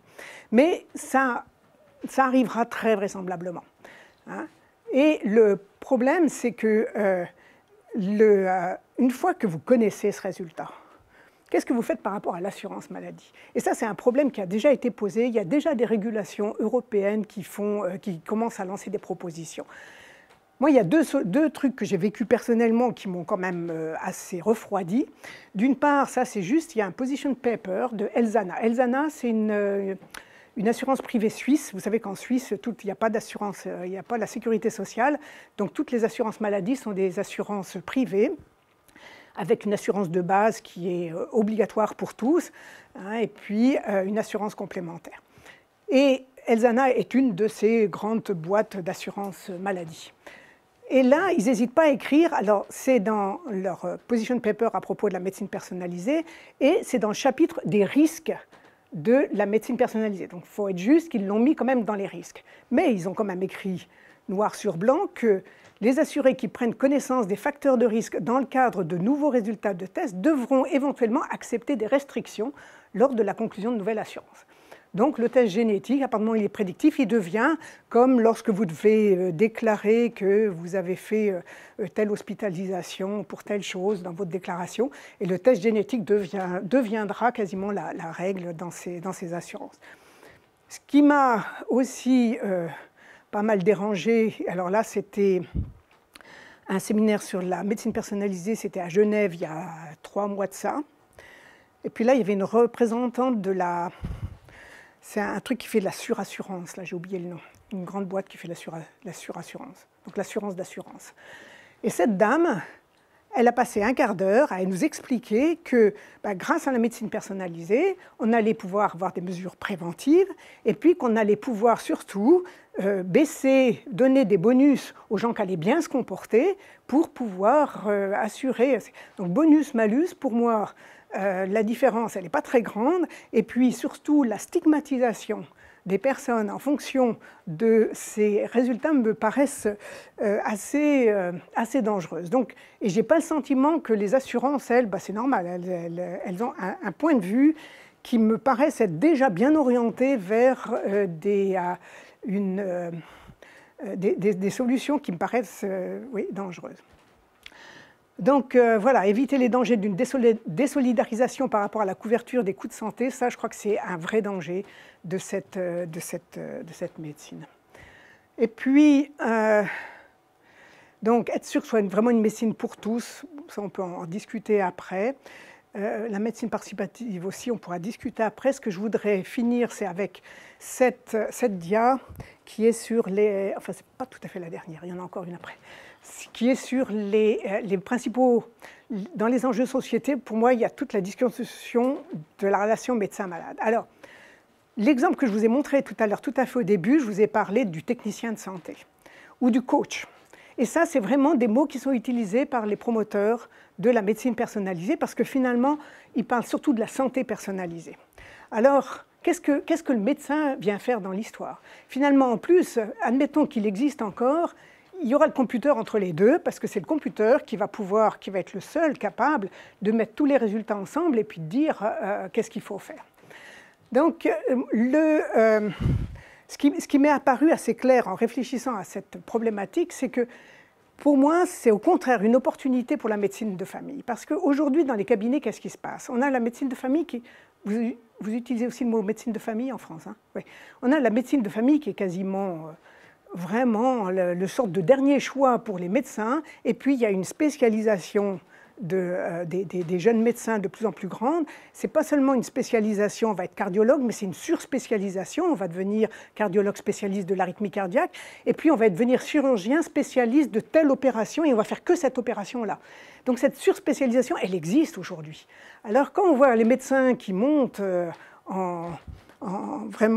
qui sont assez remontés contre l'idée de la médecine personnalisée en disant aujourd'hui c'est ce qu'on fait, il faut quand même mettre un petit peu de critique dans cette approche parce que de fait, il y a une surspécialisation et on ne peut pas la nier. Cette surspécialisation, elle ne nécessite pas vraiment d'avoir une compréhension globale de tout le fonctionnement moléculaire de l'individu. Si on devient spécialiste de la prothèse de hanche à droite, je dois dire honnêtement que ce n'est pas trop le souci. Donc pour moi, l'approche holistique que veut faire la médecine personnalisée, c'est au contraire une opportunité pour la médecine de famille de réexister face à ces spécialistes. Les spécialistes pourraient devenir des super techniciens et le médecin serait vraiment le médecin capable de pouvoir avoir cette approche holiste. Comme je l'ai dit là dans les autres, dans les aspects économiques, mais ça c'est aussi un aspect sociétal, hein. Est-ce qu'on est sain ou est-ce qu'on est simplement un patient en devenir? Et puis ça c'est un risque qui a été suggéré une ou deux fois dans un de ces séminaires où j'étais, et qui dit que finalement, il faut faire attention parce que la médecine personnalisée, elle a des financements qui sont quand même pas négligeables. Hein, il y a une sorte de prise en main par les politiques, que ce soit Obama ou que ce soit Cameron, hein, et puis en France, on a vu encore là. Donc il y a un vrai intérêt des États, mais ça risque... Si il y a vraiment il y a une faute quelque part, hein, où on montre, soudain, un de ces problèmes-là devient vraiment monté en épingle, il y a un risque de rejet pur et simple de toute cette médecine et de tous ces progrès potentiels. Et ça, c'est considéré pour les chercheurs et médecins comme étant non négligeable comme risque. OK. Alors... Oui, parce que la question, bien sûr, comme je vous ai dit, est-ce que, avec tout ce que je vous ai dit, je ne sais pas, est-ce que vous iriez, vous? Est-ce que vous seriez prêt à soutenir? Donc moi, je vous dis oui quand même. Je vous dis oui pour ces 4 raisons. La première, c'est d'ordre scientifique. Hein, c'est qu'on a vraiment des outils qui sont extraordinaires. On ne sait pas comment les utiliser, mais on va savoir les utiliser. Je suis assez confiante, alors moi je serai trop vieille pour ça, hein, mais je suis confiante que les jeunes vont trouver les solutions. Donc c'est une vraie opportunité pour comprendre la complexité du vivant. C'est aussi, on aura besoin de on doit s'intéresser à l'humain, et ça, on a vu les limites des organismes modèles comme la souris.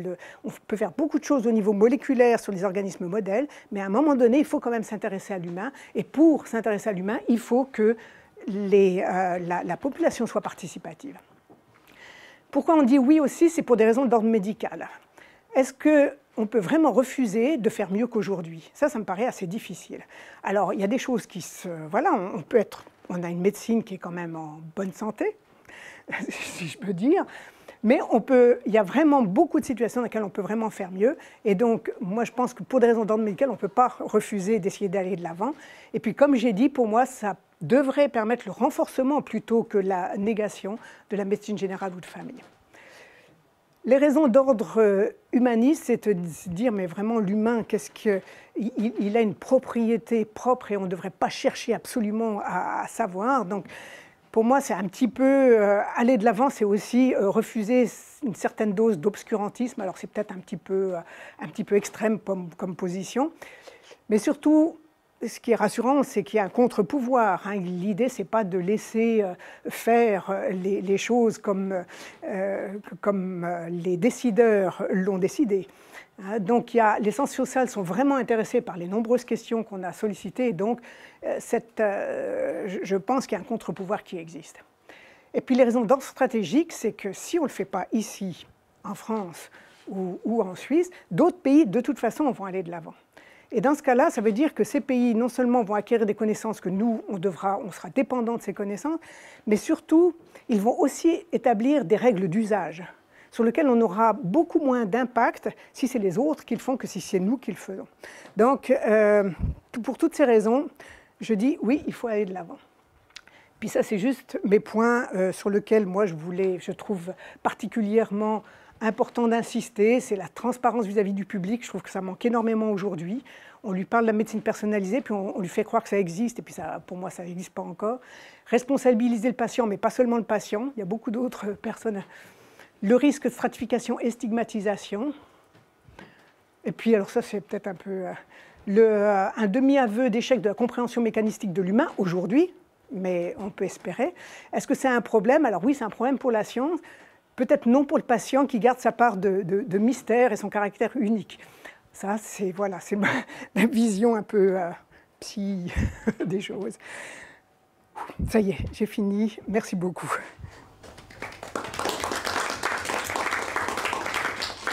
Oui, alors je ne suis pas du tout biologiste ou philosophe de la biologie, mais je me suis intéressé à la question de l'algorithme en liaison avec Giuseppe Longo, qui n'est pas ici aujourd'hui.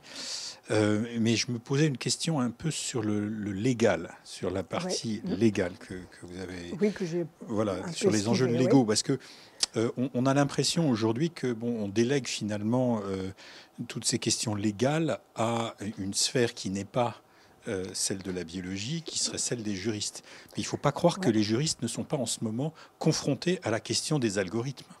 C'est-à-dire que le droit lui-même, il y a vraiment beaucoup de travaux où on estime aujourd'hui que le droit d'avant, l'application du droit fait par des humains, par des juges, etc., c'est déjà dépassé.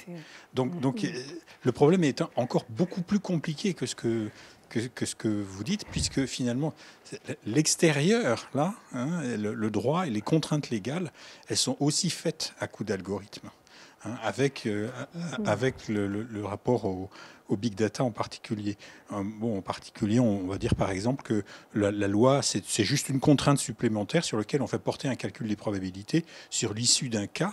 Donc, par exemple, on va dire, bah oui, votre procès, vous avez tant de pourcents de chances de le gagner ou de le perdre selon ce qu'on sait de tous les procès qui ont eu lieu avant. Voilà. Donc je pense que la question légale demande à être aussi traitée de ce point de vue-là, pour que ça devienne épistémologiquement... oui, alors ça rajoute la couche de complexité. Mais c'est-à-dire, j'ai l'impression que toutes ces questions liées à l'usage des algorithmes ne peuvent pas être limitées aujourd'hui dans la société à un cas particulier, comme si ailleurs on en était resté finalement à un jugement proprement humain. Ça n'est pas le cas. Donc c'est une première difficulté. La deuxième chose que je voulais remarquer, c'est que vous avez beaucoup parlé des effets d'annonce finalement. C'est-à-dire que le public, voilà, les promesses. Mais ça, je pense que c'est systémique, c'est structurel. En intelligence artificielle, moi j'ai un peu étudié ça au fil du temps, dès les années 60, on n'a pas arrêté de faire ces effets. Et j'ai l'impression, en fait, quand on regarde philosophiquement, du point de vue de l'histoire de la philosophie, cette question-là, mais c'était déjà le cas quand Leibniz, grand philosophe formaliste, a essayé de mettre les choses en place. C'est-à-dire quand il a essayé de construire ce qu'il appelait sa science générale, à partir d'une encyclopédie d'une caractéristique. Bon, il est allé trouver la Royal Society à Londres, il est allé trouver Louis XIV, tout ça pour avoir des fonds et du personnel pour essayer de monter ça. Donc j'ai l'impression qu'il y a quelque chose de plus que simplement on va y arriver dans quelques années, ne vous en faites pas, ça va s'éclaircir. C'est le moteur même de ce type de recherche qui l'exige, parce que c'est le formalisme l'exige en quelque sorte. C'est la formalisation même de l'objet qui fait qu'on laisse finalement à l'extérieur un certain nombre de choses qu'il faudrait prendre en compte en fait, et que l'on projette à l'extérieur dans le futur, et qu'on essaie comme ça de repousser. Donc il y a ces deux choses-là qui, à mon avis, sont liées, et qui sont liées au fait que la société s'algorithmise en quelque sorte, mais à tous les points de vue. À tous les points de vue. Voilà. Ben ça c'est dans mon objectif initial, de fait, même dans le synopsis, je crois qu'il y a encore une ou deux lignes qui traînent là-dessus.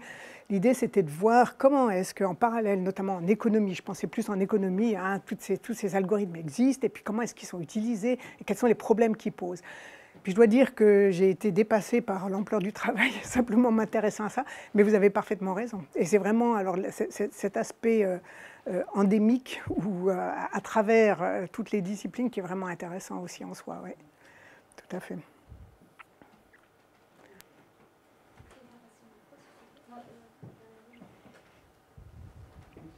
Je voulais vous dire, je pense qu'on ne sait pas ce qui se passera. Moi, je sais des dizaines d'années où j'ai fait de la recherche, je n'aurais jamais imaginé ce que j'aurais vu dans les 40 ans qui ont suivi. Par exemple, là, vous ne parlez pas, par exemple, de tous les problèmes des séquences répétées, des transposons, et enfin, toutes sortes de choses qui vont certainement avoir une très grande importance. Hein. Et puis aussi, il y a un risque, on peut pas séparer, il y a un risque de séparer toute cette chose du médecin. C'est-à-dire que c'est le médecin qui doit contrôler l'ensemble. Vous avez justement répondu à la question, c'est parler du médecin de ville, c'est-à-dire que c'est le médecin qui a le support éthique, enfin, qui permet d'être le garde-fou contre le pouvoir, finalement. C'est l'éthique médicale, ça protège le malade et le médecin contre le pouvoir, quoi. De faire que ça soit des ordinateurs qui décident des traitements, bon, c'est pas envisageable. Enfin, mais bon, c'est ce que je voulais dire. Disons que ce qui est important, c'est que chacun est à sa place. Je pense que le computer, il va avoir sa place dans le cabinet du médecin. Ça c'est juste inéluctable. Ça l'est déjà aujourd'hui. Quoiqu'aujourd'hui, c'est plus une dépendance, et puis je pense que le médecin donne plus au computer que le computer lui donne, mais je pense que c'est quelque chose qui va évoluer. Donc ça, je crois qu'on ne peut pas l'oublier, mais par contre, il faut juste qu'il soit à sa place. Oui. C'est-à-dire qu'il va être capable de faire une synthèse des problèmes et puis des opportunités que le médecin devrait mettre 3 mois de recherche pour arriver au même résultat. Disons que c'est une aide au médecin. Voilà, c'est une aide, et c'est vrai qu'il faut garder ça comme vraiment une aide, parce qu'il y a toujours l'aversion, le facteur humain qui persiste, et c'est là où je me dis finalement que le facteur humain existe encore, c'est pas un problème pour moi. Mais voilà.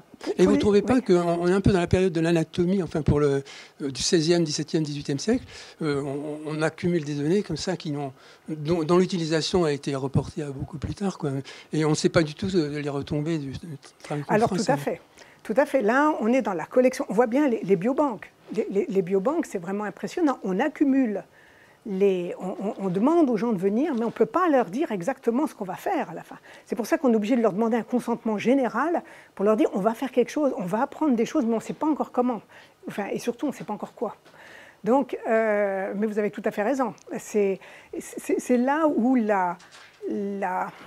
on est tiré par la technique. Normalement, alors ça, je me tourne vers M. Morange, normalement, les développements de techniques se font parce qu'on a une question, et puis qu'on veut résoudre une question avec une technique qui va permettre de le faire. En tous les cas, quand on travaillait à la paillasse, c'était un petit peu comme ça que ça se passait. Mais là, on a vraiment la technique qui devance un peu notre vision des choses. Alors du coup, on est un peu tiré en avant par la technique, et puis il faut quand même contrôler, il ne faut pas être aveugle. C'est pour ça que cet aspect génocentriste est quand même en train de prendre un petit peu du plomb dans l'aile, parce que c'est quand même échec après échec. On va finir par par avoir les yeux en face des trous et puis se dire, bon, ben, on va faire autre chose que simplement du génétique. Mais on est quand même beaucoup tiré en avant par les possibilités techniques.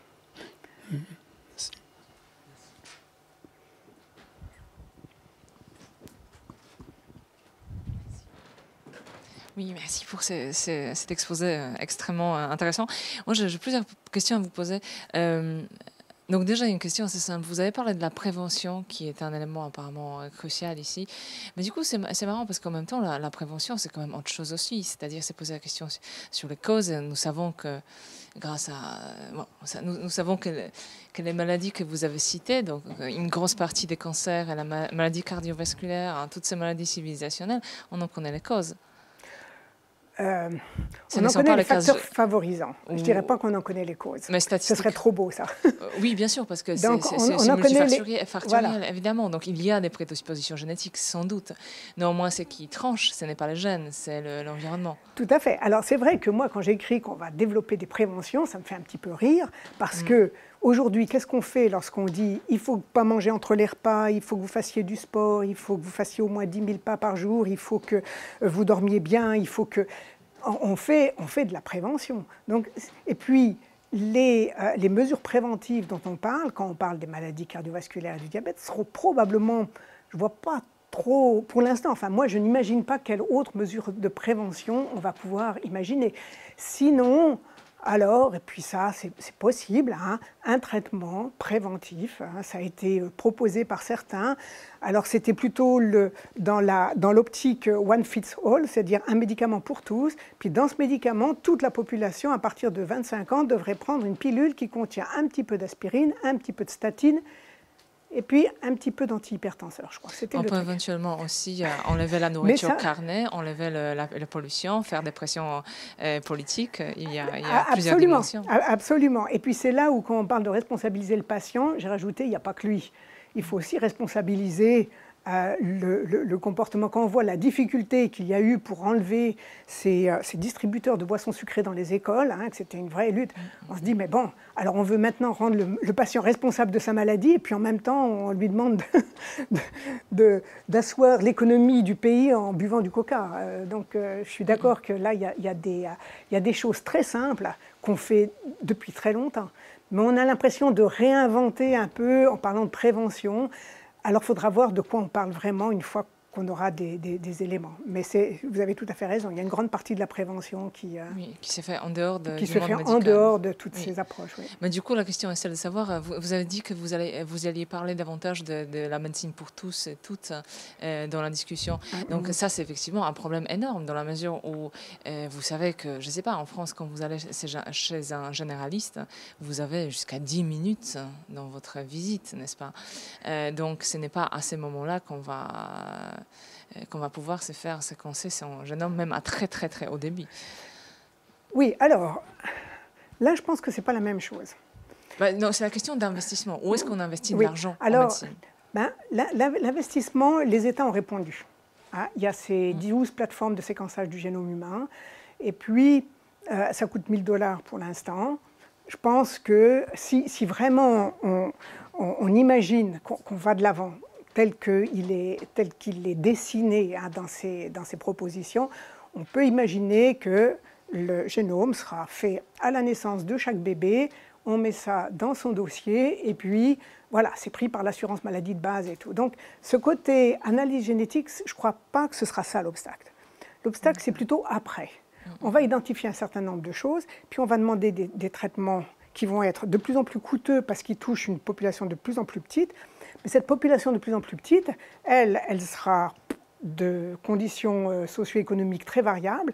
Et puis c'est là où la médecine peut ne plus être pour tous. Parce que les assurances ne vont peut-être pas payer combien coûte le traitement à l'herceptine. Je crois que c'est plusieurs milliers de dollars. C'est juste. Alors voilà, quand l'assurance vous dira « mais on vous rembourse 90%, n'empêche que 10% pour quelqu'un socio-économiquement faible, C'est juste impossible. Donc pour moi, c'est plus ça le problème. L'accès au génome, ça je crois que ce sera la chose probablement la moins chère qui sera probablement remboursée en plus. Et la toute dernière remarque, c'est la question stratégique, mais peut-être j'ai tort complètement en utilisant la question de la GPA comme modèle ici. Mais vous voyez, il y a un moment où la France est opposée à la GPA, gestation, c'est quoi, gestation pour autrui. Et en utilisant votre argument de la fin, on aurait pu dire, oui, donc d'autres pays se sont dotés d'un savoir-faire dans les domaines. Sauf qu'il s'avère aujourd'hui que tous ces pays qui sont... peut-être pas tous, mais beaucoup de pays qui sont dotés sont en train de fermer et de revenir en modèle français. Je suis assez... je ne sais plus où est-ce que j'ai mis ça, mais je suis tout à fait d'accord. Je suis tout à fait d'accord sur le fait que ce n'est pas parce que les autres le font qu'on doit le faire. Imaginons qu'un jour aussi, un pays décide, nous, on va pouvoir autoriser le clonage de l'humain. Il y a vraiment... Donc, d'avoir un certain nombre de valeurs qui sont absolument intangibles, je trouve que c'est assez sain pour une société. Donc, c'est pas la raison pour laquelle je dis là, c'est que je n'ai pas le sentiment d'être dans un cas éthique qui soit aussi tranché que dans le cadre de la GPA ou le cadre.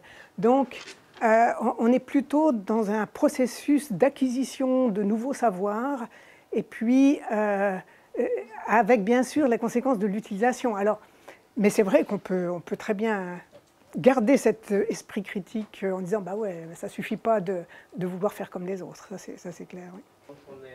On est dans une situation au niveau international qui est complètement, on va dire, asymétrique. Pour le moment, les machines de séquençage, elles ne sont pas françaises, elles ne sont même pas européennes. Et donc se lancer dans des programmes comme ça, effectivement, mettre 650 millions pour équiper 12 centres... avec des machines avec chinoises. Des machines, je ne sais pas lesquelles, si ça va être des Illumina, etc. Oui, ouais. Quelque part, c'est complètement absurde parce qu'on sait qu'on va s'équiper pour 5 ans. Dans 5 ans, absolument. Le matériel est obsolète. Et ça correspond peut-être à 300 postes permanents de chercheurs qui pourraient réfléchir et développer de nouvelles technologies. Alors, d'un point de vue stratégique, c'est un drôle de choix. Oui. Je suis tout à fait d'accord. On a exactement le même problème sur la région lémanique. Donc moi, j'habite dans la région de Lausanne, Genève, et puis il y a un gros projet de médecine personnalisée, bien sûr, dans lequel alors ça me permet d'avoir aussi une vision un peu de comment est-ce qu'eux voient les choses. Et puis il n'y a pas moyen, il y en a un qui vient de l'école polytechnique fédérale de Lausanne, c'est un, pas tous sont comme ça, mais c'est bien, il dit mais le seul problème, c'est avoir la plateforme de séquençage. Quand on aura séquencé tout, c'est le seul obstacle. Et puis, ben non, je ne crois pas. D'abord, je ne crois pas que ce soit le seul obstacle. Puis, est-ce que c'est la bonne solution d'avoir ses propres machines? Alors, là, il y a un gros problème qui est le fait que si... Parce qu'on pourrait très bien dire, mais pourquoi s'enquiquiner? À Pékin, ils font ça pour quasiment rien. Et puis, ils ont des plateformes, c'est des centaines et des centaines de machines. Ils ont un pouvoir de séquençage qu'on n'égalera pas. Donc pourquoi aller s'enquiquiner à vouloir faire la même chose chez nous? Autant envoyer les échantillons là-bas, puis on a les résultats, puis nous, on utilise toute la valeur ajoutée après pour en faire du sens. Le problème, c'est justement la protection des données. Et si, en Angleterre, ils ont un projet, donc les 100 000 cas, là, les 100 000 personnes, ce qu'ils ont fait pour protéger les données, alors là, c'est vraiment, je trouve, l'ultime, eh bien, c'est que il y a rien, tout est confiné dans un bâtiment. C'est physiquement complètement confiné. C'est-à-dire que le patient vient dans le bâtiment, que les datas restent dans le bâtiment, qu'il n'y a aucun accès Internet ou quoi que ce soit, tout est confiné dans le bâtiment. Donc il y a vraiment un peu à la méthode très ancienne, quoique on ne sait pas s'il n'y a pas des oreilles de Moscou quelque part dans tous ces trucs, parce qu'ils sont très forts. Mais donc on voit que ce problème de confinement et de protection des données fait que, ben voilà, ça c'est la contrepartie. Et puis, mais sur le principe, je suis absolument d'accord. Alors dépenser tant d'argent pour du matériel technique qui va être obsolète en moins de temps, c'est des choix qui sont... mais bon, je pense qu'ils l'ont raisonné. Certainement, ça fait une promotion pour ceux qui vendent les séquenceurs ou les médicaments personnalisés. Donc ça va enrichir certains industriels de la planète pour ça. Et certainement au détriment des populations paupérisées qui n'ont pas accès à cette médecine personnalisée à l'autre bout du monde. Donc en fait, ça ne va pas résoudre le problème de la santé publique dans l'ensemble de l'humanité. Alors dans l'ensemble de l'humanité, ouais. Bon, ça c'est des, voilà, c'est des recherches vraiment en amont. Quand on voit les effets de l'environnement justement sur toutes les molécules chimiques qui sont produites chaque jour et qui sont néfastes à notre santé, les modes d'alimentation, etc. Je pense que c'est plutôt là-dessus qu'il faudrait essayer de progresser, plutôt que sur de la médecine personnalisée qui va toucher quelques rares personnes avec beaucoup de millions de dépensés. Enfin, bon, moi, je suis assez sceptique sur vraiment les avancées qu'on va avoir là-dessus, quoi. À part peut-être pour quelques pathologies vraiment qui concernent un gène, qui sont vraiment bien ciblées, mais le reste... Moi, je suis un peu plus optimiste. Je ne sais pas jusqu'où ça ira, je suis plus optimiste. Mais il y a quand même un point très très important, et puis sur lequel je n'ai pas vraiment insisté là, mais où tu as tout à fait raison, c'est le problème du lobby des boîtes pharmaceutiques. Ouais. Parce que ce qu'il faut voir, c'est que derrière tous ces programmes, il y a une très forte implication de toutes les industries pharmaceutiques. Et c'est qu'elles y trouvent leur compte. Et quand on lit il y a un excellent livre écrit par Xavier Guchet, là, de Montpellier ou de Marseille, je ne sais plus, enfin dans le sud, et qui montre bien l'intérêt et le lobbying des boîtes pharmaceutiques pour ces approches, parce que pour eux, c'est une façon peut-être de révolutionner leur approche aussi, qui a montré ses limites toutes ces dernières années. Donc ça, le lobby, ça c'est vraiment pharmaceutique, est important. Ça permet aussi aux États de dire oui, mais c'est du private public. Donc comme ça, nous on dépense des sous, mais eux aussi ils en dépensent. Donc ils ont l'impression que c'est aussi une façon, économiquement parlant, qui est assez saine. Alors à tort ou à raison, ça c'est plus difficile. Après, le problème de santé mondiale, alors ça, je dois dire, là, je n'aborde pas du tout cet aspect-là. Et puis ça, c'est vrai que quand on voit... Alors, une chose qui est quand même très intéressante, sans parler de santé mondiale, c'est le retour de la prévention dans l'écran du médecin. Parce que ça, la prévention, quand on voit le problème des vaccinations, hein, où ce n'est pas remboursé pour la plupart des vaccinations. Enfin, si maintenant, je crois que c'est remboursé en tous les cas en France. Hein. En Suisse, ça ne l'est pas. Mais... Donc ça, pourtant, c'est plus préventif. Le problème d'arriver à avoir des actions aussi simples que d'enlever les boissons sucrées dans les collèges, des choses comme ça montrent que c'était la prévention, il n'y avait pas de financement vraiment sérieux de la prévention. Peut-être qu'avec ce retour de la prévention en force, alors oui, il y a cette prévention, on voudrait bien savoir de quoi il va s'agir exactement une fois qu'on aura les profils génétiques déterminés ou les biomarqueurs identifiés, ça on ne sait pas encore, mais ça n'empêche pas qu'on peut déjà travailler sur la notion de prévention aujourd'hui de façon plus efficace. Et puis ça, avec un peu de chance, ce sera... Voilà. Ouais. Et pas forcément en médecine, finalement, c'est de la prévention. Et pas forcément en médecine, dans tout, absolument. Voilà, c'est de la prévention générale. Ouais. Tout à fait. Je reviens sur le médecin de famille qui aurait un rôle, effectivement, parce qu'il va s'agir dessus des patients pendant des années, a priori. Absolument. Donc il est le mieux placé pour ça, pour accompagner, pour changer le... En même temps, est-ce que ça ne veut pas dire qu'il faudrait déjà commencer à changer la formation des médecins généralistes pour qu'ils soient prêts, justement, à pouvoir traiter ces informations, au moins pouvoir comprendre ce qu'elles signifient et les convertir en messages pour leurs patients? Alors ça, c'est assez intéressant, parce que dans le colloque qui a eu lieu donc, à Paris, là c'était il y a un an, le problème de la formation des médecins était un des 3 ou 4 points qui devaient être discutés. Pas plus, il y avait que... Alors ils ont discuté d'un tas de choses, mais ils n'ont jamais discuté de la formation des médecins. À peu près même topo dans le colloque qui a eu lieu à Lausanne. Et donc, la réponse... en tant que doyenne ex-doyenne d'une faculté de biologie et médecine, donc on a vu ça. Puis il y a un des vice-doyens qui a dit « mais moi j'en ai ras-le-bol qu'on me parle de ça, parce que la formation en génétique, elle existe ». Alors, c'est vrai que les programmes s'ajustent. La difficulté que je vois aujourd'hui, c'est qu'on parle beaucoup de la formation des médecins, mais avant de les former, il faudrait qu'on les convainque que ça ne va pas les tuer. Parce que sinon, évidemment, c'est un petit peu... Et là, aujourd'hui...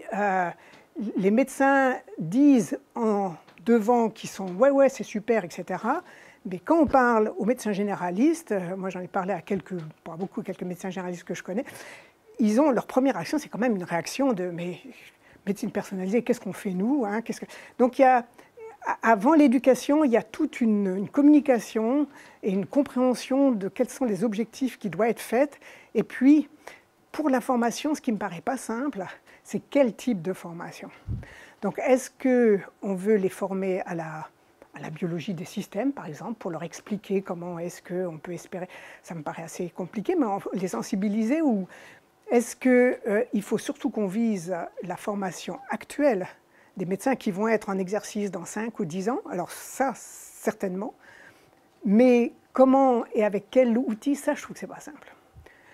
Si je devais faire un programme qui permette aux médecins d'être mieux préparés à ce type de médecine, moi, je ne sais pas très bien par où je commencerais. Mais je n'ai pas pris le temps de réfléchir non plus. Alors, je ne sais pas, il faudra peut-être que je vienne vous voir pour savoir. Et moi, j'ai l'impression que les informaticiens, en tout cas beaucoup d'entre eux, diraient on va remplacer les médecins de famille par des algorithmes. Mais c'est ce que je dis qui n'est pas possible. Enfin, qui n'est pas possible, qui serait complètement contre-productif. Mais ça, c'est un combat social. Hein. Ça risque d'être difficile. Hein. Moi, j'y crois quand même. Parce que je pense que le médecin, même s'il se surspécialise, au moment où il se forme, il garde un idéal de médecin. Et un certain idéal humaniste. Et je pense que ça, c'est pas parti. Et donc, on peut construire là-dessus. Bon, je suis peut-être trop optimiste, mais... C'est nécessaire. À propos de votre optimisme, le dernier film de Ken Loach, où vous voyez c'est comment les décisions médicales se font, justement. C'est sur le... Daniel Blake. Oui, voilà, c'est ça, oui. Non, mais je l'ai pas vu et je n'ai pas lu le livre encore. Donc, vous voyez que effectivement le médecin intervient à plusieurs moments. Donc, le héros est examiné, son diagnostic est posé. Néanmoins, tout au long du film, ce que nous voyons, c'est que les décisions stratégiques concernant sa vie sont prises par de medical professionals. Ouais.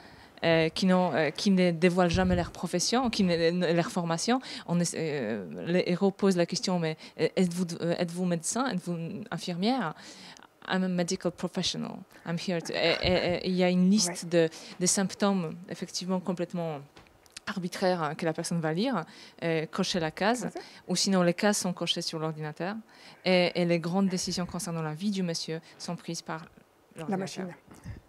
Mais ça, c'est la médecine anglaise depuis 5 ans. C'est un phénomène nouveau. C'est le phénomène post-austérité de la médecine anglaise.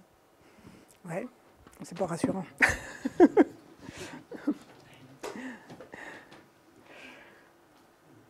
Oui, pardon, il y a encore une question. Non, mais je m'interroge sur le financement de la recherche pharmaceutique parce que les médicaments sont de plus en plus coûteux. Ça ne vient pas du fait que la recherche est faite par des grosses boîtes qui financent, mais bien sûr, leur propre recherche. Mais cette recherche n'aboutit pas toujours à des traitements. Alors le résultat des courses, c'est qu'ils vont faire des prix astronomiques. Est-ce qu'on ne pourrait pas, une partie de la recherche est financée par des fonds publics et ils n'auraient plus qu'à acheter les brevets et puis, bon, je ne sais pas. Alors, l'idée paraît bien. Et puis, c'est de fait proposé dans un certain nombre de cas. Là où j'ai un peu de souci, c'est que c'est déjà ce qui se passe. Oui. C'est-à-dire que ce que nous, on fait comme recherche au niveau, en faculté de biologie et de médecine, mon laboratoire, par exemple, travaille surtout sur des problèmes métaboliques. On utilise la souris comme modèle, mais finalement, qu'est-ce qu'on cherche? On cherche aussi à établir des liens avec des boîtes pharmaceutiques parce que c'est des sources de financement. Alors, ils ne payent vraiment pas grand-chose, mais ça ne fait rien. Ils vont payer un postdoc pendant 2 ans pour s'intéresser à tel sujet. Et puis, en compensation, eux, ils vont avoir des résultats de cette recherche publique. Alors là, il y a donnant-donnant. Mais la plupart du temps, toutes les recherches publiques qui sont faites par les laboratoires, qui sont financées par l'Europe, qui sont financées par le CNRS, FNRS, enfin tout ce que vous voulez, finalement tombent dans le domaine public et sont utilisées par ces boîtes pharmaceutiques. Donc le financement de la recherche, il est déjà très largement fait par le public.